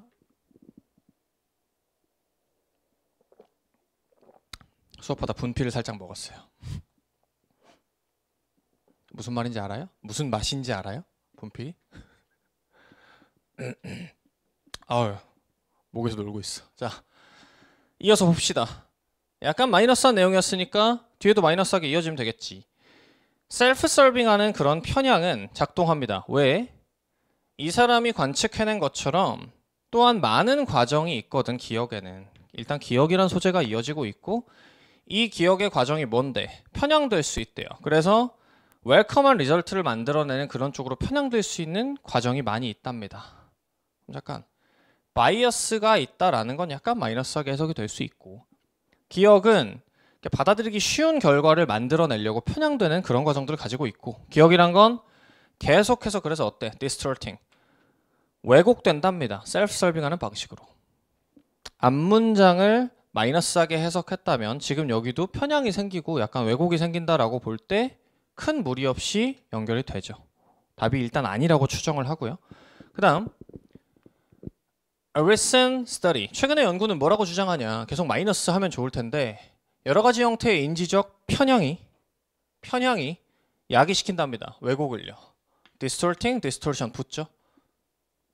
기억을 저장하고 회상하는 과정에서 인지적 편향이 왜곡을 만들어낸다라고 주장하는 연구들이 있다. distorting, distortion 붙으니까 얘도 아마 답이 아닐 거다라고 추정하는 겁니다. 쌤, 근데 단절이 없으면 어떻게 해요? 단절 없을 때 풀이법은 따로 있지만 이번 모의고사에서는 그렇게 출제가 안 됐기 때문에 일단은 단절로 먼저 푸는 겁니다. 자, 그 다음 4번 뒤에 dis 좋습니다. 이건 시그널이죠. 이것은 in turn, 순접입니다. 그 결과 인지적 편향이 왜곡을 만들어낼 수 있기 때문에 이러한 왜곡을 만든다는 사실이 has a bearing on theories of agenda setting, 어젠다 세팅이나 프라이밍 또는 프레이밍 같은 이론에 has a bearing을 갖습니다. 아래 단어 좋죠? 영향을 미친다. 편향을 만드니까 이런 이론들에 영향을 미칠 수 있다. 왜? 이런 이론들은 뭐라고 주장하냐. 이런 비슷한 주장을 한다는 거죠. 어떻게 사람들이 뉴스에 반응하는지가 강력하게 영향을 받는다는 겁니다. 뭐에 의해? 가장 쉽게 그리고 가장 ready하게 액세서블한 기억들로부터 영향을 받는데요. 아마 오답을 찍은 친구들이 몇 번을 찍었을 거냐면 4번을 갔을 확률이 높습니다. 왜냐? 그냥 내용적으로 깊게 이해를 하지 않은 상태로 그냥 앞에랑 연결을 툭 지어보려고 하면 어젠다 세팅? 잘 모르겠는데? 하면서 그냥 단절인 것 같아 라고 할 수 있는데 위쪽에서 뭐라 했냐? 인지적 편향이 기억에서 왜곡을 만든다 했거든요. 그 인지적 편향이 뭐였냐? 이 글에 따르면 저 위쪽에 나온 가장 vivid하고 가장 accessible하고 unusual하고 스트라이킹한 것만 떠올린다 라는 걸 지금 여기서 계속 편향이라고 했거든요. 그러면 쉽게 떠올라지는 것만 기억하려고 하는 그 편향이 이 이론들에 영향을 미쳤다라고 보면 이 편향이 지금 여기 써 있어요. 가장 쉽게 가장 readily accessible한 그런 것들에 의해서 영향을 받는다. 사람들이 뉴스에 반응하는 것도. 그러면 이 같은 아까 cognitive bias가 이 같은 얘기를 하고 있고 얘가 왜곡을 만들어낸다라고 한 걸 지금 요 아래에서는 강력하게 영향을 준다라고 표현을 하니 이것도 디스라는 걸 읽는 데 큰 무리가 없습니다. 요 4번을 덜어내는 게 상당히 어려웠고요. 일단 이어진다. 크게 무리가 없습니다. 5번 그 다음 in such cases 아까 제가 시그널 파트에서는 적지 않았지만 이거 대표적인 시그널 중 하나입니다. such, same 이런 거. 그러한 사례들에서 사례? 이 사례는 반드시 스페시픽한 말에만 쓸 수 있거든요. 무슨 구체적인 사례나 example 같은 게 나왔어야 되는데 일단 좀 더 읽어봅시다. 뉴스 스토리에 어떻게 반응하는지가 기억에 영향을 받을 수 있습니다. 이런 케이스들에서 it may be the manipulation of memories. 기억의 왜곡입니다. 어떤 개인의 마음에서. 뭐가? 이때 강조 구문이죠. 프라임하고 프레임하고 어젠다를 세팅하는 건 뭐가 아니라 오리지널한 뉴스 스토리가 아니라 기억의 왜곡이 어젠다를 세팅해버린다 뭐 이런 얘기인데 앞문장을 보면 가장 쉽게 이용 가능한 그런 기억들로부터 강력하게 영향을 받는다는 단어를 썼어요. 근데 여기 지금 아래에서는 기억을 manipulation, 조작해버린다는 단어를 쓰고 있단 말이죠. 얘는 방향성이 명확합니다. 아까 제가 위에서 distortion 같은 걸 계속 마이너스로 주면서 내려왔는데 그거랑 지금 동의어잖아요. 이게 마이너스란 말이지. 그러한 사례들에서는 기억에 왜곡이 발생한다. 그걸 강조 구문을 써가지고 이런 왜곡이 이런 걸 다 만드는 거다라고 지금 했는데 앞에서는 강력하게 영향을 준다 그랬지 이게 꼭 매니플레이션이다라고 얘기를 하지를 않았습니다. 그러니까 이 단어가 100% 마이너스한 단어가 아닌데 뒷문장에서 앞에 언급도 없는 단어를 가지고 강조 구문으로 써서 이렇게 팍 얘기를 한 게 요만큼은 단절이 있다, 공백이 있다라고 느끼셨어야 돼요. 조금 이상하단 말이지. 기억에 영향을 받는다 그랬지 기억을 왜곡시킨다는 직접적인 어휘를 안 썼는데 다음 문장에서 기억의 왜곡이야. 왜곡이다 이렇게 만드는 거야 라고 했기 때문에 방향성이 너무 중립적인 거에서 마이너스 쪽으로 꽂혀 있는 느낌이 들고 거기다가 such cases라고 받아주기에 앞문장이 그렇게 스페시픽하지가 않아요. 좀 제너럴한 얘기 같아. 영향을 받는다. 그러면 여기다가 한번 단절을 의심하고 넣어봤었어야 됩니다. 한번 넣어볼게요. 그치. but 같은 게 있어줘야죠. 앞문장에서는 strongly influenced, 약간 상대적으로 중립적인 어휘를 썼는데 지금 다음 문장에서는 완전히 마이너스한 manipulation이라는 단어를 쓰기 때문에 여기서 마이너스로 꺾을 때 약간 but 같은 게 들어가줘야 자연스럽습니다. 앞문장에서 이런 것들에 의해 뉴스 스토리에 반응하는 것에 영향을 받는다. 그러나 이 뉴스 스토리에 반응하는 그 기억들이 가장 쉽게 기억나는 것들로부터 기억을 해버리는데 이거 자체가 오류가 있었으면 어떻게 될 거냐? 그러면 어떻게 돼? 그렇게 되면 이러한 오류가 발생한 조작들이 이 어젠다를 다 세팅해버리는 그런 효과를 낳을 수 있다. 확실히 얘가 들어가주면 앞문장의 중립적인 어휘에서 여기 마이너스로 딱 꺾어주고 그 다음 마이너스가 이어지는 게 자연스럽죠. 강조 구문도 괜찮고 서치 케이스도 받아지고요. 조금 까다롭긴 했지만 답은 5번이었습니다. 몇 개 남았나? 한 3개 4개 남은 것 같네요. 빨리 해볼게요. 그 다음 이제 40번이죠. 너무 좋은 문제입니다. 별표 주세요. 사실 다른 문항 어떤 순서나 삽입 문항 같은 게 평가원에 비해서 쉽게 나왔습니다. 수능에 이 정도 난이도로 그대로 출제될 확률은 별로 없어 보이는데 이 요약문 같은 경우나 이따 풀겠지만 41, 2번 장문 같은 경우는 평가원이 일반적으로 내는 난이도보다 저는 더 높다고 평가를 해요. 어렵습니다. 상당히 어려웠고 같이 한번 풀어볼 건데 요약 문제는 일단 요약문을 먼저 한번 보시는 걸 추천합니다. 왜 그러냐? 이 요약문이 결국에 뭐냐면 주제문이에요. 단 한 줄로 표현하지 않고 한 두세 줄 정도로 조금 더 길게 표현해준 주제문이기 때문에 이게 보통 뭐가 다 들어가냐? 이 글에 키워드, 소재와 방향성, 플러스인지 마이너스인지가 보통 다 들어갑니다. 지금 D를 쓴 겁니다. 디렉션. 키워드와 디렉션을 다 줘요. 그러면 얘를 대충 먼저 읽고 들어가면 아 이거에 대한 글이겠구나 라고 유추가 되니까 좀 편안합니다. 일단 읽어볼게요. 몇몇 사람들은 믿습니다. 시의 능력을 믿어요. 시가 뭐 할 수 있는데 철학을 이렇게 할 수 있는 능력을 갖고 있답니다. 그러나 다른 사람들에게는 시의 패러프라이즈가 바꿔 말하다, 다른 말로 바꿔 말하다 정도로 해석하는데 시의 다른 말로 바꿔 말하는 것에 대한 저항성이 시의 철학적 역할을 비시킵니다.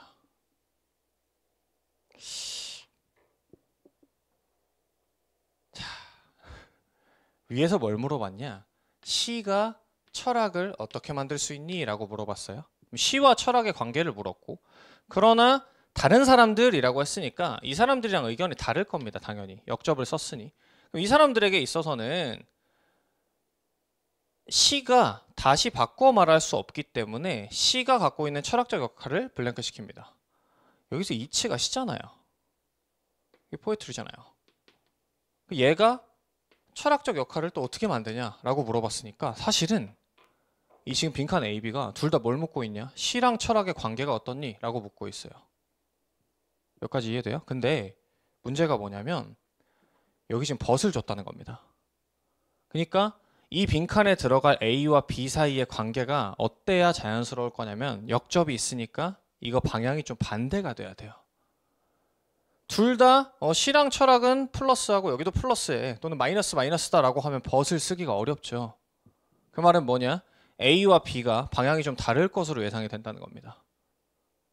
이해돼요? 그럼 한번 봐볼까요? 물론 이렇게 시험장에서 무조건 풀어라라는 건 아닙니다만 혹시 답이 안 찍혔으면 이렇게도 할 수 있었다는 거예요.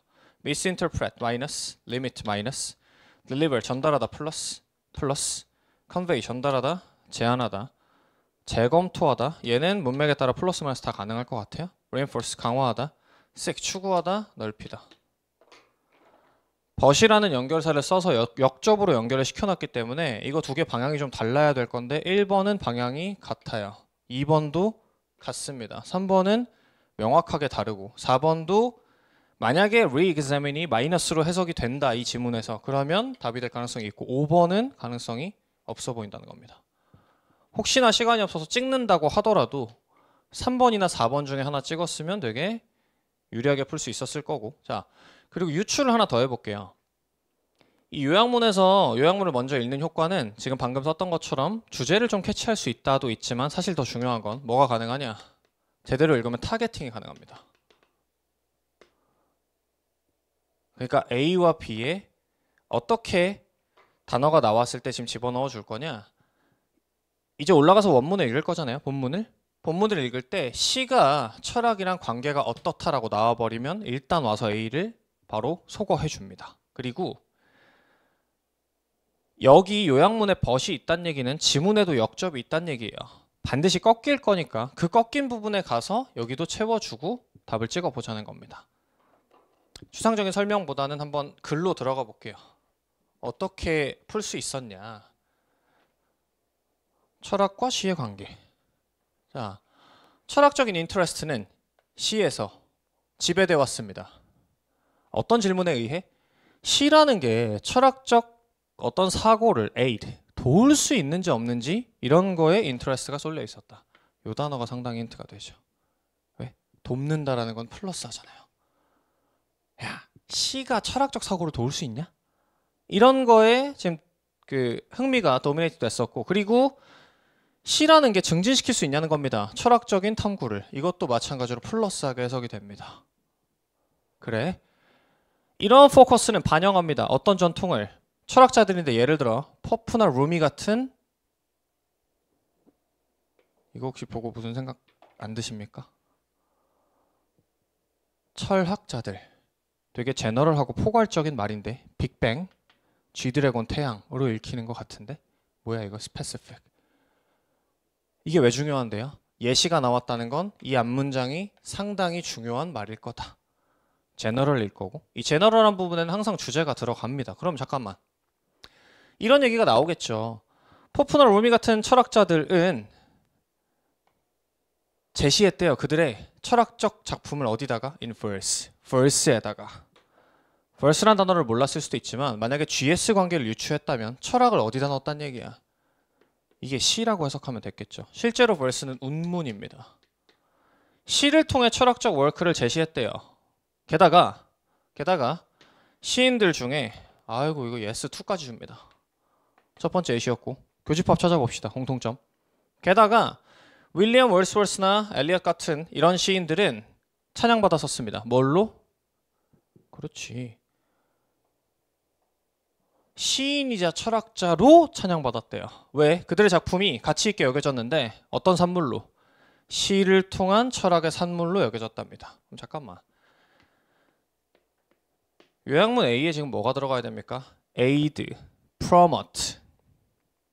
그 다음에 여기서는 뭐 verse에 들어갔다고 하니까 직접적인 어휘는 없지만 poet, philosopher, valued 이런 단어들 보면 여기 지금 플러스한 단어가 들어가겠구나가 유추가 돼요. 그리고 나서 자, 아까 요약문에 but이 있었으니까 그래서도 꺾이는 지점이 있을 거다라고 했는데 여기가 however잖아요. 그러면 여기 뒤가 B가 나올 확률이 높을 겁니다. 봐볼게요. 그러나 주장이 있어. 뭐에 반하는 주장이냐? 뭐에 반하는데? C라는 게 역할을 가지고 있다. To play in philosophical inquiry. 철학적 탐구에서 C가 수행할 수 있는 역할을 가지고 있다라는 거에 반하는 주장. 그 말은 뭐야? C라는 건 역할을 할 수 없다는 주장이 있는 거예요, 지금. 철학에서 C가 역할을 한다고? 난 그거에 반하는 주장을 해. 이런 주장들은 집중해온 경향이 있었습니다. 어디에? C의 부정적 관계에 대해, 진리에 대한. 또는 존이 말한 것처럼 C가 진리에 대해 무관심하다는 겁니다. 벌써 단어가 이미 힌트를 많이 주고 있죠. 네거티브한 관계를 가지고 있다, 무관심하다라는 게 B가 사실 마이너스 쪽으로 해석이 여기서 됩니다만 조금 더 읽어볼게요. 그래, 내용이 좋아서. 비록 우리가 받아들일 수 있어요. works of poetry, 시의 어떤 work, 작품들을 갖다가 철학적 테마를 가지고 있다라고 받아들일 수 있지만 시가 철학적 테마를 가진다라는 건 플러스한데 이걸 받아들일 수 있지만을 얼더우로 묶어놨으니까 여기 마이너스 할 겁니다. 이걸 받아들인다 하더라도 이것이 does not amount 하진 않습니다. amount는 명사로는 총계, 양이란 뜻이 있고 동사로는 어떤 양에 달하다, 일치하다 정도로 해석합니다. 이게 여기에 달하는 건 아닙니다. 뭔데? Doing philosophy through poetry. 시를 통해 철학을 해낸다라는 거랑 똑같은 건 아니다. 뭔 얘기야? 시랑 철학을 같이 할 수 있다는 게 아니래요. 그럼 뭐라고 해석이 되나? 이퀄이 깨졌으니까 약간 마이너스하게 해석이 되죠. 할 수 없다는 겁니다. 시를 통해 철학을. One such argument. 그런 하나의 주장은 hinge on. 어떤 여하에 달려있냐. 이거 depend on의 동의어예요. rely on. 하나의 그런 주장은 어떤 여하에 달려있냐면 아까 요약문에 나왔던 거 여기 있네요. 시가 갖고 있는 다른 말로 바꿔 말할 수 없음에 달려 있습니다. 그리고 시가 갖고 있는 형태와 내용의 통일성 사이에 달려 있어요. 이게 너무 어렵단 말이죠. The thought goes. 이런 생각은 어떻게 진행이 되냐면 만약에 시라는 게 철학에서 역할을 하기 위해서는 이 시가 반드시 패러프라이즈가 가능해야 된다. 말하자면 이 시의 내용이 반드시 형태랑 분리가 될 수 있어야 된다라고 했는데 아까 이게 안 된다 했잖아요. 무슨 내용이냐? 시라는 게 다른 말로 바꿔 쓸 수가 없다는 겁니다. 제가 아는 시는 별로 없어가지고 노래 제목이 하나 생각나는 게 있어서 에일리님의 첫눈처럼 너에게 가겠다? 이거 맞나? 도깨비 OST죠? 요걸 시라고 쳐봅시다. 형태 요렇게 생겼고 제가 이 내용 똑같은 내용을 갖다 형태를 바꿔볼게요. 그러니까 이 지금 폼을 갖다가 내용은 동일하지만 폼만 다른 걸로 교체해서 한번 써봅시다. 뭐라고 하면 좋을까? 니한테 첫눈 마냥 간다잉 이렇게 썼다고 쳐볼게요. 지금 뭔 얘기하는지 알겠습니까? 내용은 얘랑 지금 이 두 개의 내용은 다시 말해 컨텐츠는 같아요. 내용물은 같은데 형태가 무너져 버린 순간 어떻게 됩니까? 이게 뭐 시야 이게? 니한테 첫눈 마냥 간다잉? 이해되세요? 시라는 건 이 형태와 내용이 동일하게 묶여 있다는 겁니다. 그래서 이 형태를 다른 형태로 패러프라이징 시킬 수가 없는 게 시의 특징인데 철학이란 건 이게 가능해야 된다는 거예요. 왜? 철학에서는 이 형태가 중요한 게 아니라 컨텐츠가 중요한 거니까. 뭐 이런 주제를 갖고 있는 글의 내용이었고요. 그러면 다시 한번 답을 찍어주자면 비유를 너무 저급하게 된 것 같은데 몇몇 사람들은 믿습니다. 시가 철학을 블랭크할 수 있는 능력을. 일단 A번에는 플러스가 들어가 줘야겠죠. 안 되고 델리버까지는 괜찮을 건데 컨베이 재검토하다 요거까지 뭐 가능하다고 봅시다. seek 플러스. 그리고 뒤에는 반드시 마이너스 해야죠. 패러프라이징 시킬 수 없기 때문에 철학적 역할이 제한된다 정도가 와야 될 건데 안 되고 제한된다 강화 넓힌다. 답은 3번이었죠. 이렇게도 풀 수 있었지만 이건 정석대로 풀이고 아까 만약에 제가 한 대로 했었어도 이거 두 개가 이 벗이라는 연결사 기점으로 꺾여 있으니까 같은 얘기를 하고 있는데 지금 빈칸만 딱 다르게 뚫어놨으니까 대조돼야 될 거야 라는 걸 캐치했으면 3, 4번 중에 내는 게 합리적이었을 거예요. 그리고 만약에 시간이 진짜 없었다라고 하면 3, 4번 남겨두고 이거 어차피 앞에 거는 답을 쓰는데 중요하지 않으니 빨리 지문에서 역접을 찾는 겁니다. 역접 뒤에 눈으로 한 10초 읽은 다음에 뉘앙스가 플러스 해 보이면 4번, 마이너스 해 보이면 3번을 찍었으면 되겠죠. 어떻게? 여기 보고 여기 아래 대충 눈으로 빡 흘긴 다음에 네거티브 릴레이션십 이렇게 하면 인디퍼런스 뭐 이런 단어 쓰고 있네. 그러면 아마도 3번이겠거니 라고라도 해달라는 겁니다. 그냥 냅다 번호 이렇게 펜 굴려가지고 오늘은 2번이 각이다. 요약은 1번이 보통 답이더라. 이렇게 찍지 마시고요. 자, 그리고 뭐야 이거. 오답률 12에 듣기 3번이 들어가 있습니다. 이거는 뭐 제가 풀이를 해드릴 순 없고 3학년 제가 제 현강을 듣는 친구들한테도 많이 얘기하는데 듣기 너무 무시하지 마세요. 너무 무시하지 마세요. 요 모의고사가 작년도 2024년 10월 달에 치러졌고 그 한 달 뒤에 수능이 실제로 11월에 치러졌을 때 수능 듣기 15번 문제가 오답률 6위, 7위 정도로 기억을 합니다. 이거 되게 어려웠어요. 그러니까 뭐 어떤 친구들이 틀렸을까요? 평소에 그래도 나 듣기 불안하니까 일단 공부해둬야겠다. 그래도 꾸준히 해줘야지 하는 학생들은 여기서 실수 안 했을 가능성이 높은데 원래 좀 잘한다.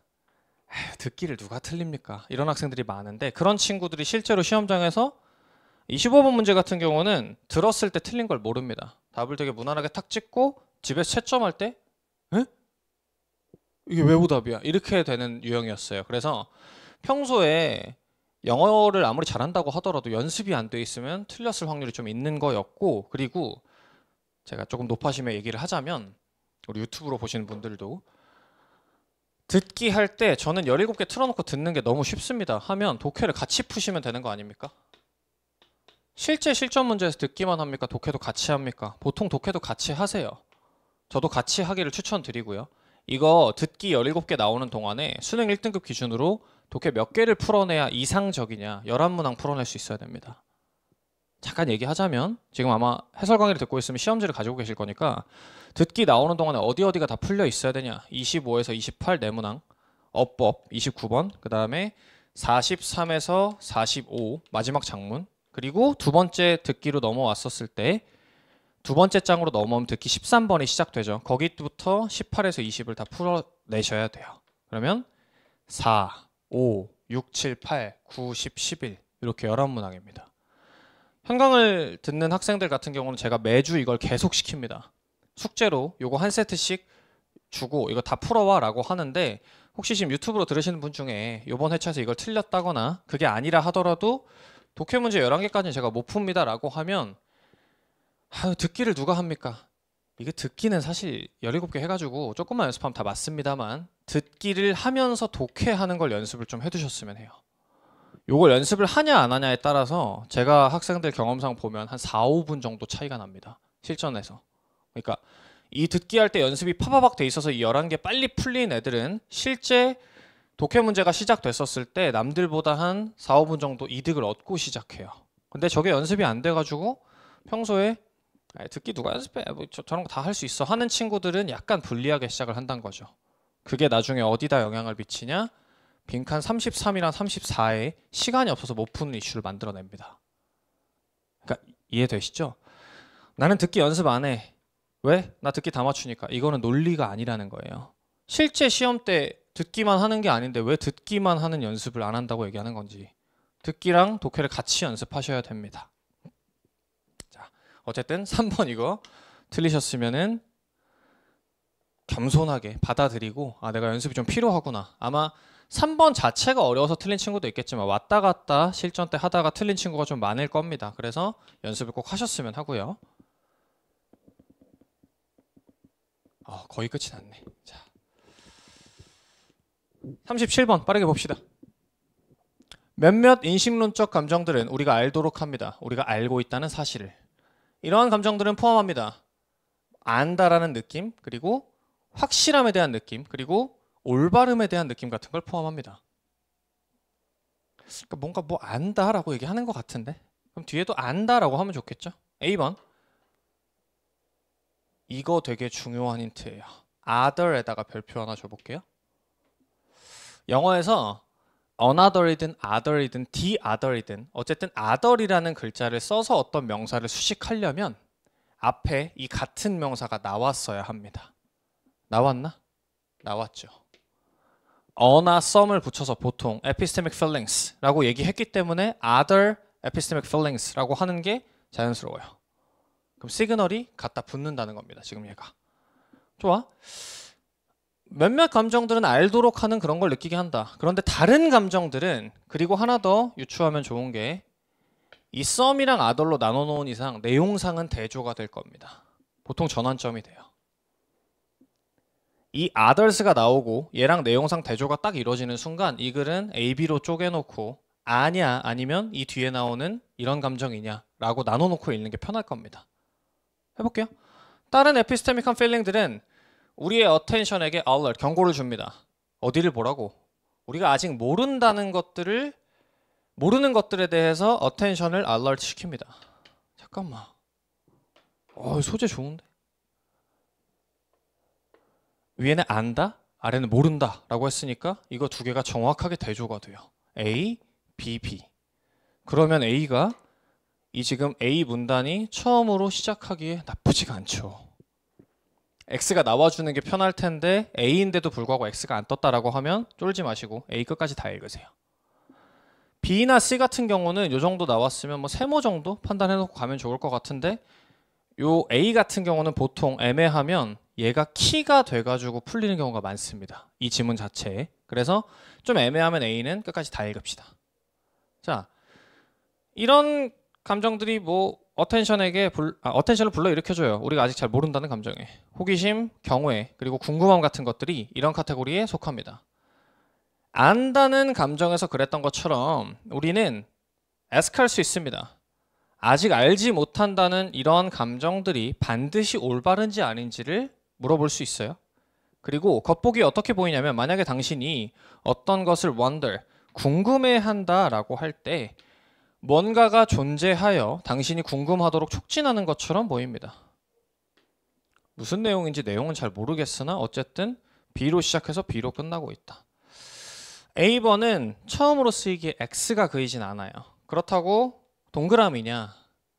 동그라미라고 하기에 얘에 대한 설명이 너무 부족하게 바로 전환이 돼버리니까. 그리고 사실 중간에서 이 knowing의 feeling에 대해서 뭔가 ask 했던 것처럼 얘도 물을 수 있다라고 했는데 여기에 뭐 ask라는 표현이 안 나왔으니까 A는 동그라미까지는 안 나옵니다. 세모 정도. 자, B로 가봅시다. this feeling 표시가 없으면 지금이라도 합시다. 이러한 감정은 그럼 얘가 A였으니까 우리 얘가 A로 해석이 되는지를 보면 되겠죠. 이런 확신하다는 감정은 alert 시킵니다. 당신을 어떤 사실에 대해 당신의 현재의 일련의 지식들이 대쉬 2개 나오면 일단 괄호치고 제끼세요. 당신의 현재의 일련의 지식들이 당신을 준비시키지 못했다.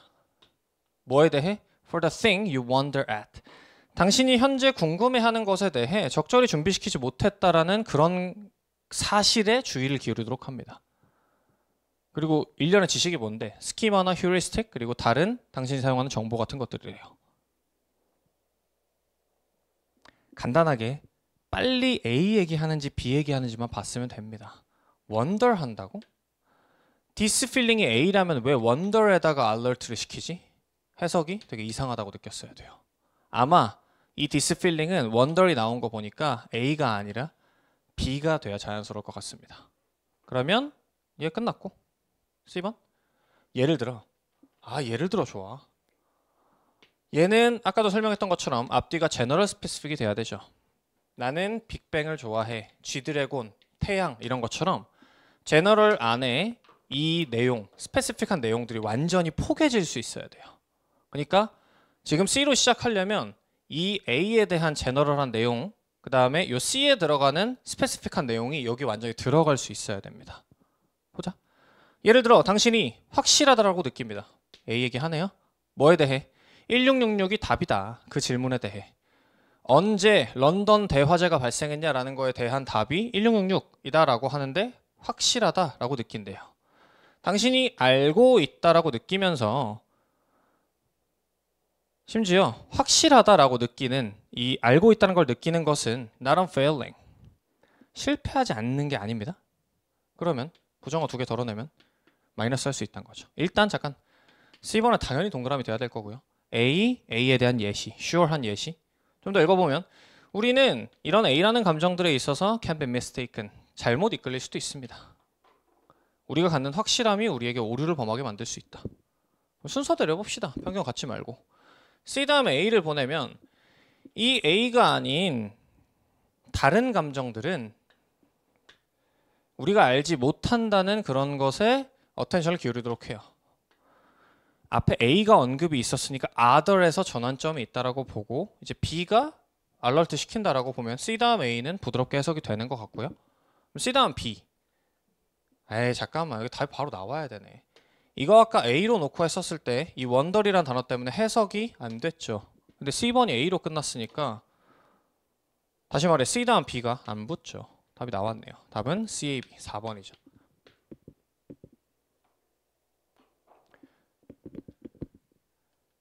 30번 바로 합시다. 크게 어렵지 않아요. Notably 눈에 띄게도 많은 종의 젊은 동물들이 스페셜한 지위를 갖고 있는데 동격이네요. 이건 약간 자유를 주는 여지가 있는 기간이랍니다. 누가 주냐? 그 그룹의 올더 멤버들이 부여하는 특별한 지위를 부여받는데요. 어린 동물들이. 이러한 break from the hierarchy 위계로부터 벗어남은 이 스테이터스, 특별한 스테이터스가 위계에서 벗어나는 건가 봅니다. 이것은 뭐라 불리냐면 퍼필 라이센스라고 불려요. 행동주의자, 행동학자들에 의해 이 사람들은 봅니다. 이걸 가지고 강아지들에게서 보고 그러나 이 퍼필 라이센스는 어떤 특징이냐? 패밀리 다이나믹, 어떤 가족에 대한 역학의 특징인데 광범위한 종들에서 발생한대요. 강아지에서 특히 많이 발생하지만 강아지만 그런 건 아니다. 조금 더 나이 든 동물들이 will overlook, 무시하거나 아니면 그냥 온화하게 고쳐준답니다. 부적절한 지배력에 대한 어떤 디스플레이를. 뭐 하는 한 이 offender가, 공격자가 아니면 어떤 범죄자가 is young enough, 충분히 어리대, not to know better, 아직 알지 못할 정도로 충분히 어린 강아지가 이런 죄를 저질렀다라고 하면 이 도미넌스에 대한 디스플레이를 한다 하더라도 젠틀하게 코렉트 시켜주거나 오버룩 해준다. 일단 문맥상 어휘 문제는 항상 반이어로 출제가 되죠. 오버룩 하냐 아니면은 무시하지 않고 과도하게 받아들이냐라는 걸 물어본 건데 위쪽에서 특별한 지위라고 했고 위계에서 벗어나게 해준다라고 했으니까 약간 이 도미넌스, 위계에 따른 행동을 했다 하더라도 새끼 강아지가 막 무리해서 대장 강아지한테 이렇게 덤볐다고 하더라도 이걸 벗어나게 해준다. 약간 무시해준다라고 해석하는 게 부드럽죠. 1번 괜찮고. 퍼필 라이센스는 또한 커버합니다. 놀이에도 이게 포함이 된대요. Older dogs, 나이든 강아지들이 강아지의 어떤 playfulness, 장난기를 즐기는 것 같이 보인답니다. 그러니까 이 글에서는 둘 다 강아지라고 해석하면 안 되겠다. dog, 나이든 개들이 새끼 강아지들이 장난치는 걸 가지고 뭐 이렇게 즐기는 것처럼 보인대요. 그리고 아마 이 새끼 강아지들로 하여금 encourage, 얘네를 오히려 장난쳐라라고 촉진시켜주기도 한답니다. 어른 강아지들이 어떻게 하냐면 좀 젠틀하게 레슬링을 해주거나 아니면 좀 더 부드럽게 짖거나 때때로는 이 새끼가 이기도록 해주면서 뭐 이 새끼 강아지가 더 장난치고 이렇게 놀도록 강아지들도 이런 라이센스를 부여한다. 그러면 지금 레슬링하고 얘네가 뭐 싸우고 논다, 장난으로 싸우고 논다라는 내용이니까 플레이를 커버하는 게 2번도 맞죠. 포함합니다. 반이어는 아마 exclude, 배제한다 정도가 될 거고 지금은 2번 괜찮고요. As soon as, 뭐 하자마자 그 새끼 강아지가 hit a certain point, 특정한 지점을 때리고 도달하자마자 사춘기가 됐어 이 강아지가. 중요한 전환점은 however이죠. 그러나 이 사춘기가 딱 되자마자 그리고 이 문장 중간에 however이 들어가면 얘는 어쨌든 앞으로 끌어와서 해석하는 겁니다. 여기서 꺾인 거예요. 그러나 이렇게 봐주다가 얘가 어떤 사춘기의 지점을 딱 도달하면 이 강아지의 라이센스가 어떻게 되냐? 확장된다고? 이미 넓었는데? 좀 더 해석해 봅시다. 행위인데 되게 온화한 마음으로 인용되었던 한 며칠 전에는 그냥 받아들여졌던 행위가 이제는 어떻게 되냐? Met with adult pushback. 이제 어른 강아지들이 저항한대요. 이게 안 된다. 그러면 이게 지금 퍼필 라이센스가 그러니까 확대된 겁니까? 줄어든 겁니까? 줄어든 거죠. 아이고 죄송해요. 표시를. 답은 3번이죠. extend가 아니라 뭐 narrow, 좁아졌다 정도가 돼야 될 거고. 무난했고요. 31번. 2개 정도 남은 것 같습니다.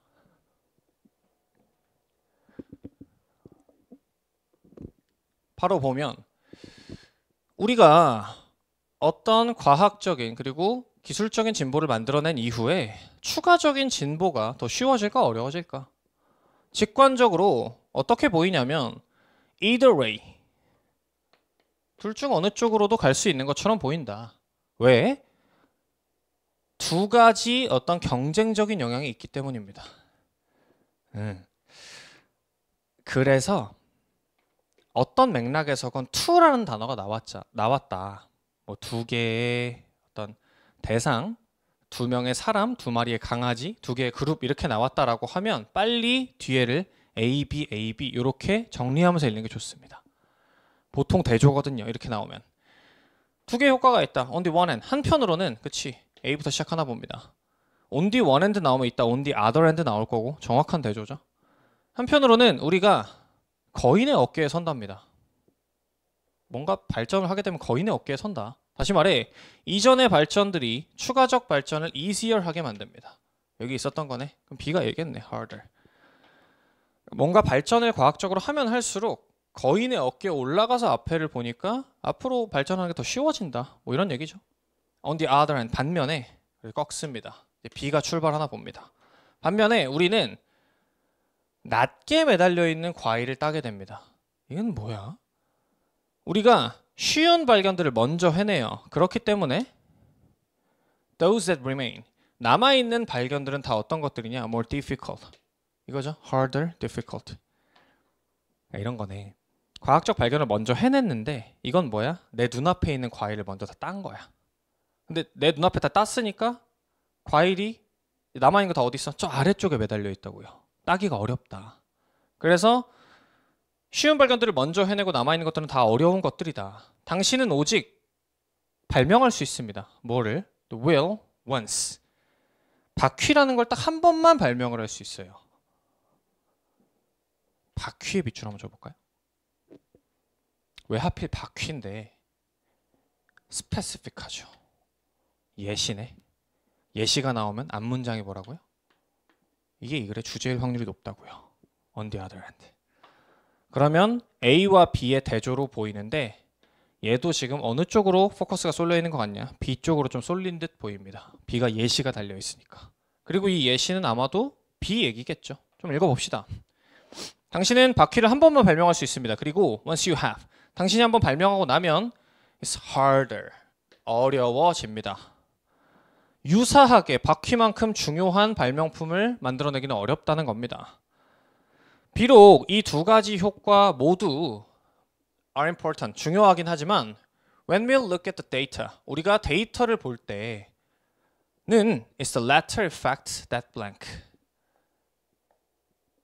The latter의 효과가 블랭크합니다.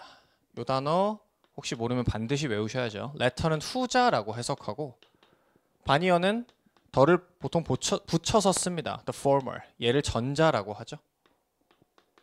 그럼 지금 전후자로 나눌 수 있냐? 나눌 수 있죠. A, B였으니까 후자가 뭐냐? B네요, B.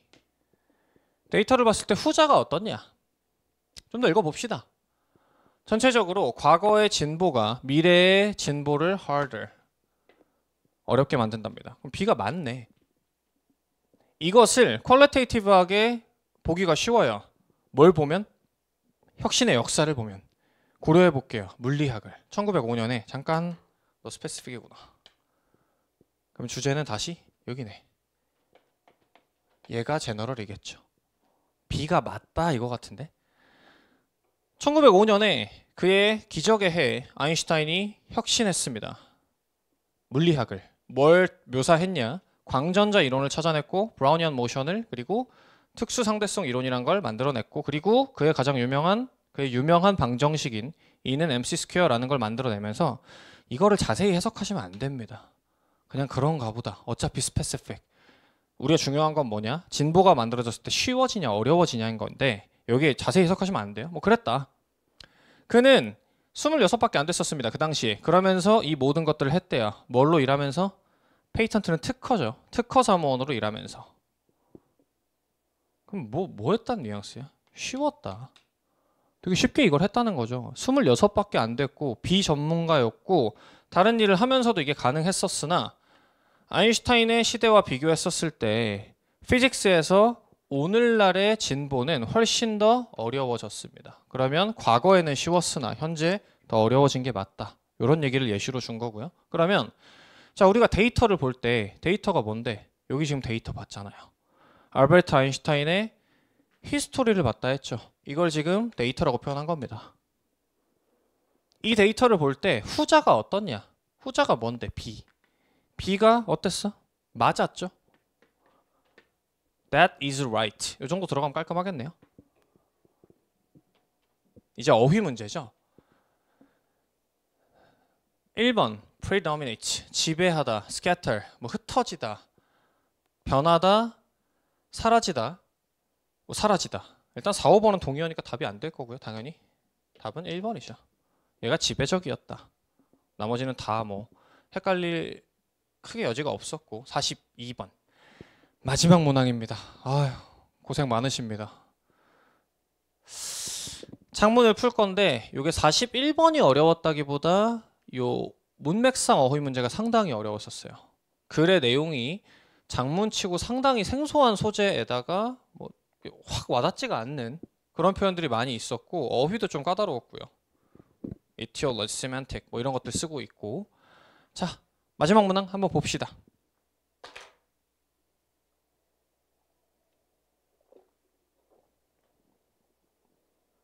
일단 작문 풀 때는 뭐부터 보고 들어가시는 게 좋냐? 문단의 개수부터 보시는 게 좋아요. 지금 보니까 문단이 하나네. 그러면 얘는 뭔가 특이한 전환점이 나오려면 중간에 역접 같은 게 나와야 될 거고, 만약에 안 나오면 그대로 진행될 확률이 높죠. 반면에 문단이 두 개가 나온다 치면 문단을 기점으로 전환을 확 시킬 수도 있습니다. 일단 가봅시다. 목소리입니다. 누가 만들어내는데? 앵무새가 만들어낸대요. 이게 제가 현장에서 요 모의고사 현장 해설을 했었을 때, 쌤 이거 아니에요? 그 패럿이라는 족제비라는 동물이 있다 그러더라고요. 얘는 앵무새고 요거는 스펠링이 이렇습니다. ferret. 그래갖고 이거를 족제비의 소리로 읽었던 그 재밌는 수험생이 있었는데, 그렇지 않았죠? 우리는? 자, 앵무새가 만들어낸 보컬 사운드는 뭐랑 상관없이 어떤 사실과 상관없답니다. 무슨 사실? 이 소리가 청각적으로는 구분할 수 없대요. 스포큰 월드랑. 그리고 또 뭐랑 상관없이 어떤 사실이냐? 누군가나 어떤 그룹들이 take them to be word. 그 소리들을 가지고 이거 word, 단어다 라고 take 하는 것과 상관없이, 요 동사가 좀 어려운데 take가 다의어죠. 데려가다, 뭐 가져오다, 시간이 들다 이런 뜻도 있는데, 얘가 지금처럼 오형식 형태로 쓰였을 때는 얘가 간주하다라는 뜻도 있습니다. 알아두셔야 돼요. consider과 동의어로 쓰이고, 그러면 몇몇 사람들이 그걸 가지고 이거 일종의 단어다, 앵무새가 내는 것도 언어야 라고 생각할 수 있다 하더라도, 그런 거랑 상관없이 앵무새가 내는 그런 목소리들은 are not words. 얘는 단어 아니래요. 언어가 아니다. 이건 뭔데? not given. 부여받지 못했어. 의미적인 차원을. 잠깐만. 단어가 아니고 의미적 차원을 부여받지 못했다라고 했으니까 단어가 되려면 아마 의미적 차원을 부여받아야 될 겁니다. 뭐 이걸 잡았으면 좀 편한데 못 잡았어도 상관은 없습니다. 왜 단어가 아닌데? 의미적 차원을 부여받지 못했잖아. 뭐에 의해? 물리적으로 비슷함을 갖고 있다고 해서. 스포큰 월드랑. 물리적으로 지금 similitude, 비슷하냐 아니면 difference, 차이가 있냐라는 걸 물어본 건데, 위쪽에 앵무새가 내는 소리가 아까 뭐라고 했냐? 청각적으로 spoken word랑 구분이 불가능하다고 했죠. 그럼 지금 이 단어를 받아주려면 차이가 아니라 비슷함으로 받아주는 게 맞죠. 앵무새가 내는 소리가 사람의 목소리랑 아무리 비슷하다고 한들 의미적인 걸 부여받지 않았기 때문에 단어가 아니다라는 겁니다. 또는 부정어죠. 어떤 앵무새 한 마리의 그 말 같은 목소리가 의미적 차원을 부여받지 못합니다. 뭐 한다고 해서? 얘네가 아까 나왔던 take가 한 번 더 나왔네요. 간주하다라고 해석한다 했죠. 얘네가 being taken, 간주가 돼. 뭘로? 일련의 언어적 행위다라고 사람들한테 간주가 된다고 하더라도 얘는 의미적 차원을 부여받지는 않습니다.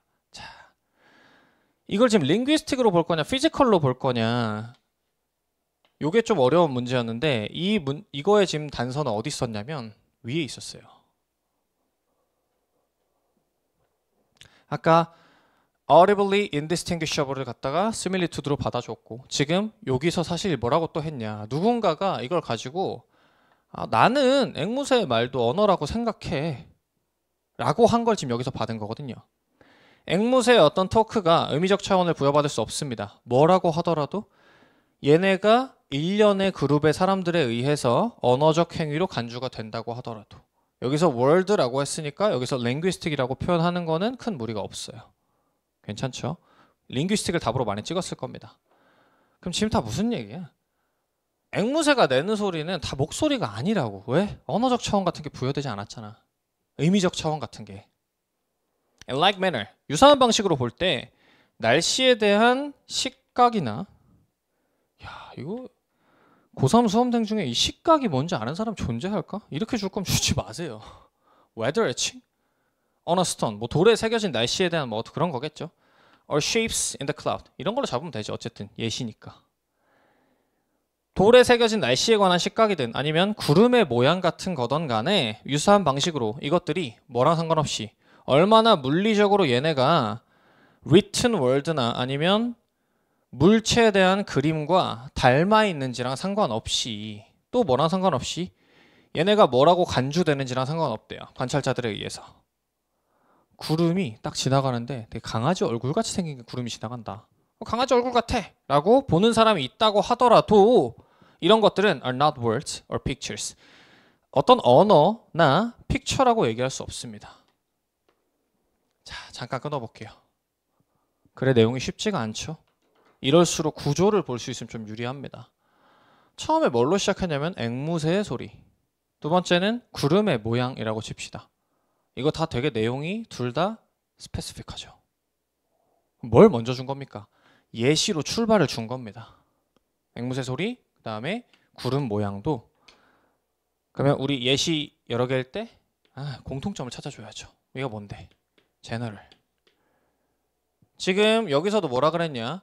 앵무새 소리가 아무리 뭐 언어랑 비슷하다라고 하더라도 결국에 are not word. 이거 단어가 아니라고 했고, 지금 구름 같은 것도 아무리 강아지랑 똑같이 생겼어도 야, 저거 강아지에 대한 구름이다. 강아지에 대한 언어이자 그림으로 쓸 수 있다. 이렇게 말할 수 없다는 겁니다. 단어가 아니다. 그러면 교집합 뭔지 잡혀요? 제너럴. 의미적 차원이 부여되지 않으면 그건 언어라고 할 수 없다. 이 정도가 지금 공통점으로 보이는 것 같고요. They. 그것들은 do not have the appropriate etiology. 적절한 원인의 추구를 갖고 있지 않습니다. 원인의 추구가 뭐야? 이게 아마 semantic dimension이랑 똑같은 거겠죠. 의미적 차원 같은 걸 갖고 있지 않다. 그리고 걔네는 똑같네. 본질적인 의미적 내용이 없습니다. 대상도 없고요. 그러니까 구름이 그거를 강아지처럼 생긴 게 지나간다고 해서 실제로 강아지를 나타내려고 그 대상을 의미적으로 표현하려고 그렇게 구름이 떠가는 거냐? 그런 게 아니다. 그럼 뭔데?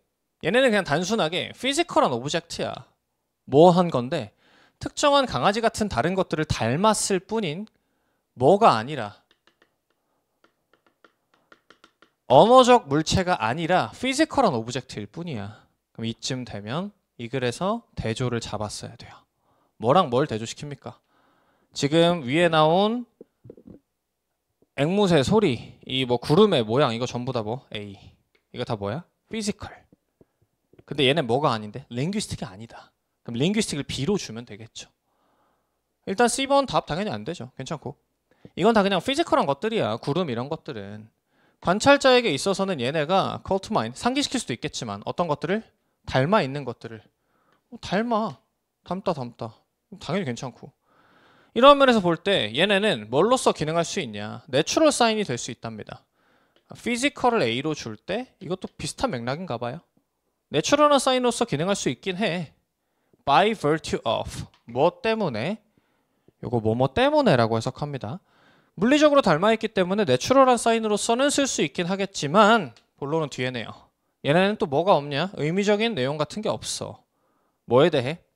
어떤 것이 옳고 어떤 건 틀리다고 말할 수 있는지 정확히 뭐 이게 강아지랑 비슷하면 뭐 어떤 강아지를 얘기하는 건지 그리고 이거랑 어떻게 다르면 안 되는 건지 이런 것들을 전혀 부여한 적이 없다. 그러니까 그냥 피지컬한 내추럴 사인 정도로만 쓸 수 있을 뿐이다.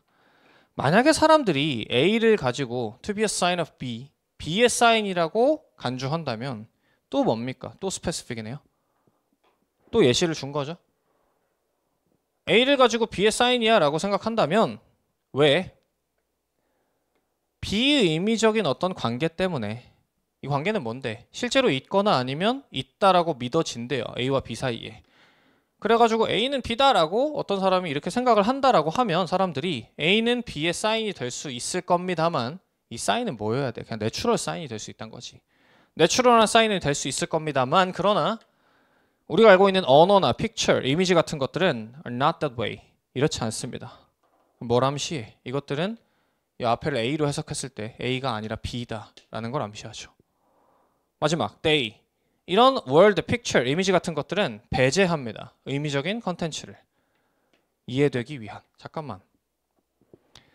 얘네도 지금 의미적인 컨텐츠가 배제가 돼버리면 위에 전부 나왔던 저 피지컬한 애들도 전부 의미가 없고 얘도 의미가 없다라는 내용으로 글의 주제가 뭡니까? 이렇게 되면 대조를 쓴 의미가 하나도 없어요.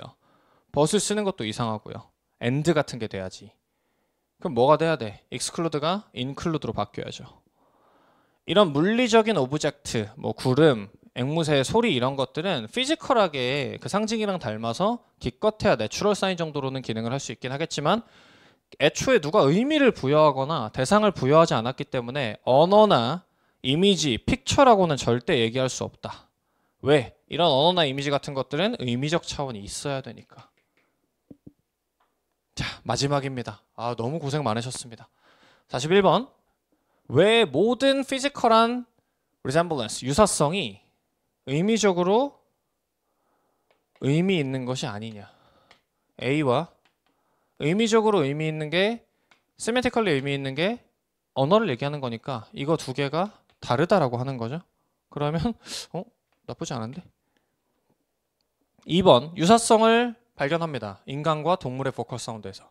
일단 여러 가지 이유에서 비판할 수 있는데 이 글은 전체적으로 인간의 보컬과 애니멀의 보컬이 다르다는 쪽에 가까워요. 주제가. 왜? 애니멀은 A, 인간이 하는 언어 같은 것들은 B라고 얘기하고 있으니까 이거 유사하다라고 얘기하면 글의 내용과 반대되고요. 하나 더. 보컬 사운드 얘기만 했나? 이거는 앵무새 S1일 뿐이었습니다. 예시가 답이 될 수 없어요. 3번 피지컬한 오브젝트 A네요. 이건 효과적인 매개체다. 하위 맥락을 전달해주는 매개체다. 자, 일단 이게 텍스트라고 했잖아요. 텍스트는 어디서 쓰는 말입니까? 피지컬에서 씁니까? 랭귀스틱에서 씁니까? 이거 B죠. A가 B를 전달할 수 있다? 전달 못한다. 반대 내용. 4번 의미적인 관계를 사용하는 것이 만듭니다. 언어 학습을 더 쉽게. 언어 학습 언제 나옵니까? 이건 아예 관련이 없고. 5번 어떻게 포컬하게 만들어진 월드가 우리의 인지를 형성합니까? 일단 이 보컬 얘는 지금 지문에서 앵무새가 썼던 단어잖아요. 얘는 뭐야? A입니다. 보컬로 월드를 프로듀스 할 수 있다라는 개념 자체가 이거 자체가 이 글에 따르면 성립을 안 해요. 월드를 만드는 건 보컬, 그러니까 피지컬한 사운드가 아니라 뭐라고 했냐면 보컬이 아니라 semantically 같은 게 돼야죠. 그러니까 여기서부터 사실 바로 정답이 안 되고요. 그리고 인지가 언제 나옵니까? 전혀 연관없다. 답은 1번으로 찍을 수 있습니다. 한 2시간 정도 찍은 것 같네요. 자, 너무 고생 많으셨고요. 약속한 대로 한 2, 3주 정도에 하나 여유되는 만큼 역순으로 이제 작년도 수능부터 해서 9월, 6월 쭉 영상을 찍어 보려고 하고요. 말 뱉고 나니까 좀 지킬 수 있을까 싶긴 한데 얼마나 많은 분이 보실지 모르겠습니다만 꾸준히 한번 올려보도록 하겠습니다. 어려운 시험 치시느라 고생 많으셨고 또 해설 강의 들으시느라 더 고생 많으셨습니다.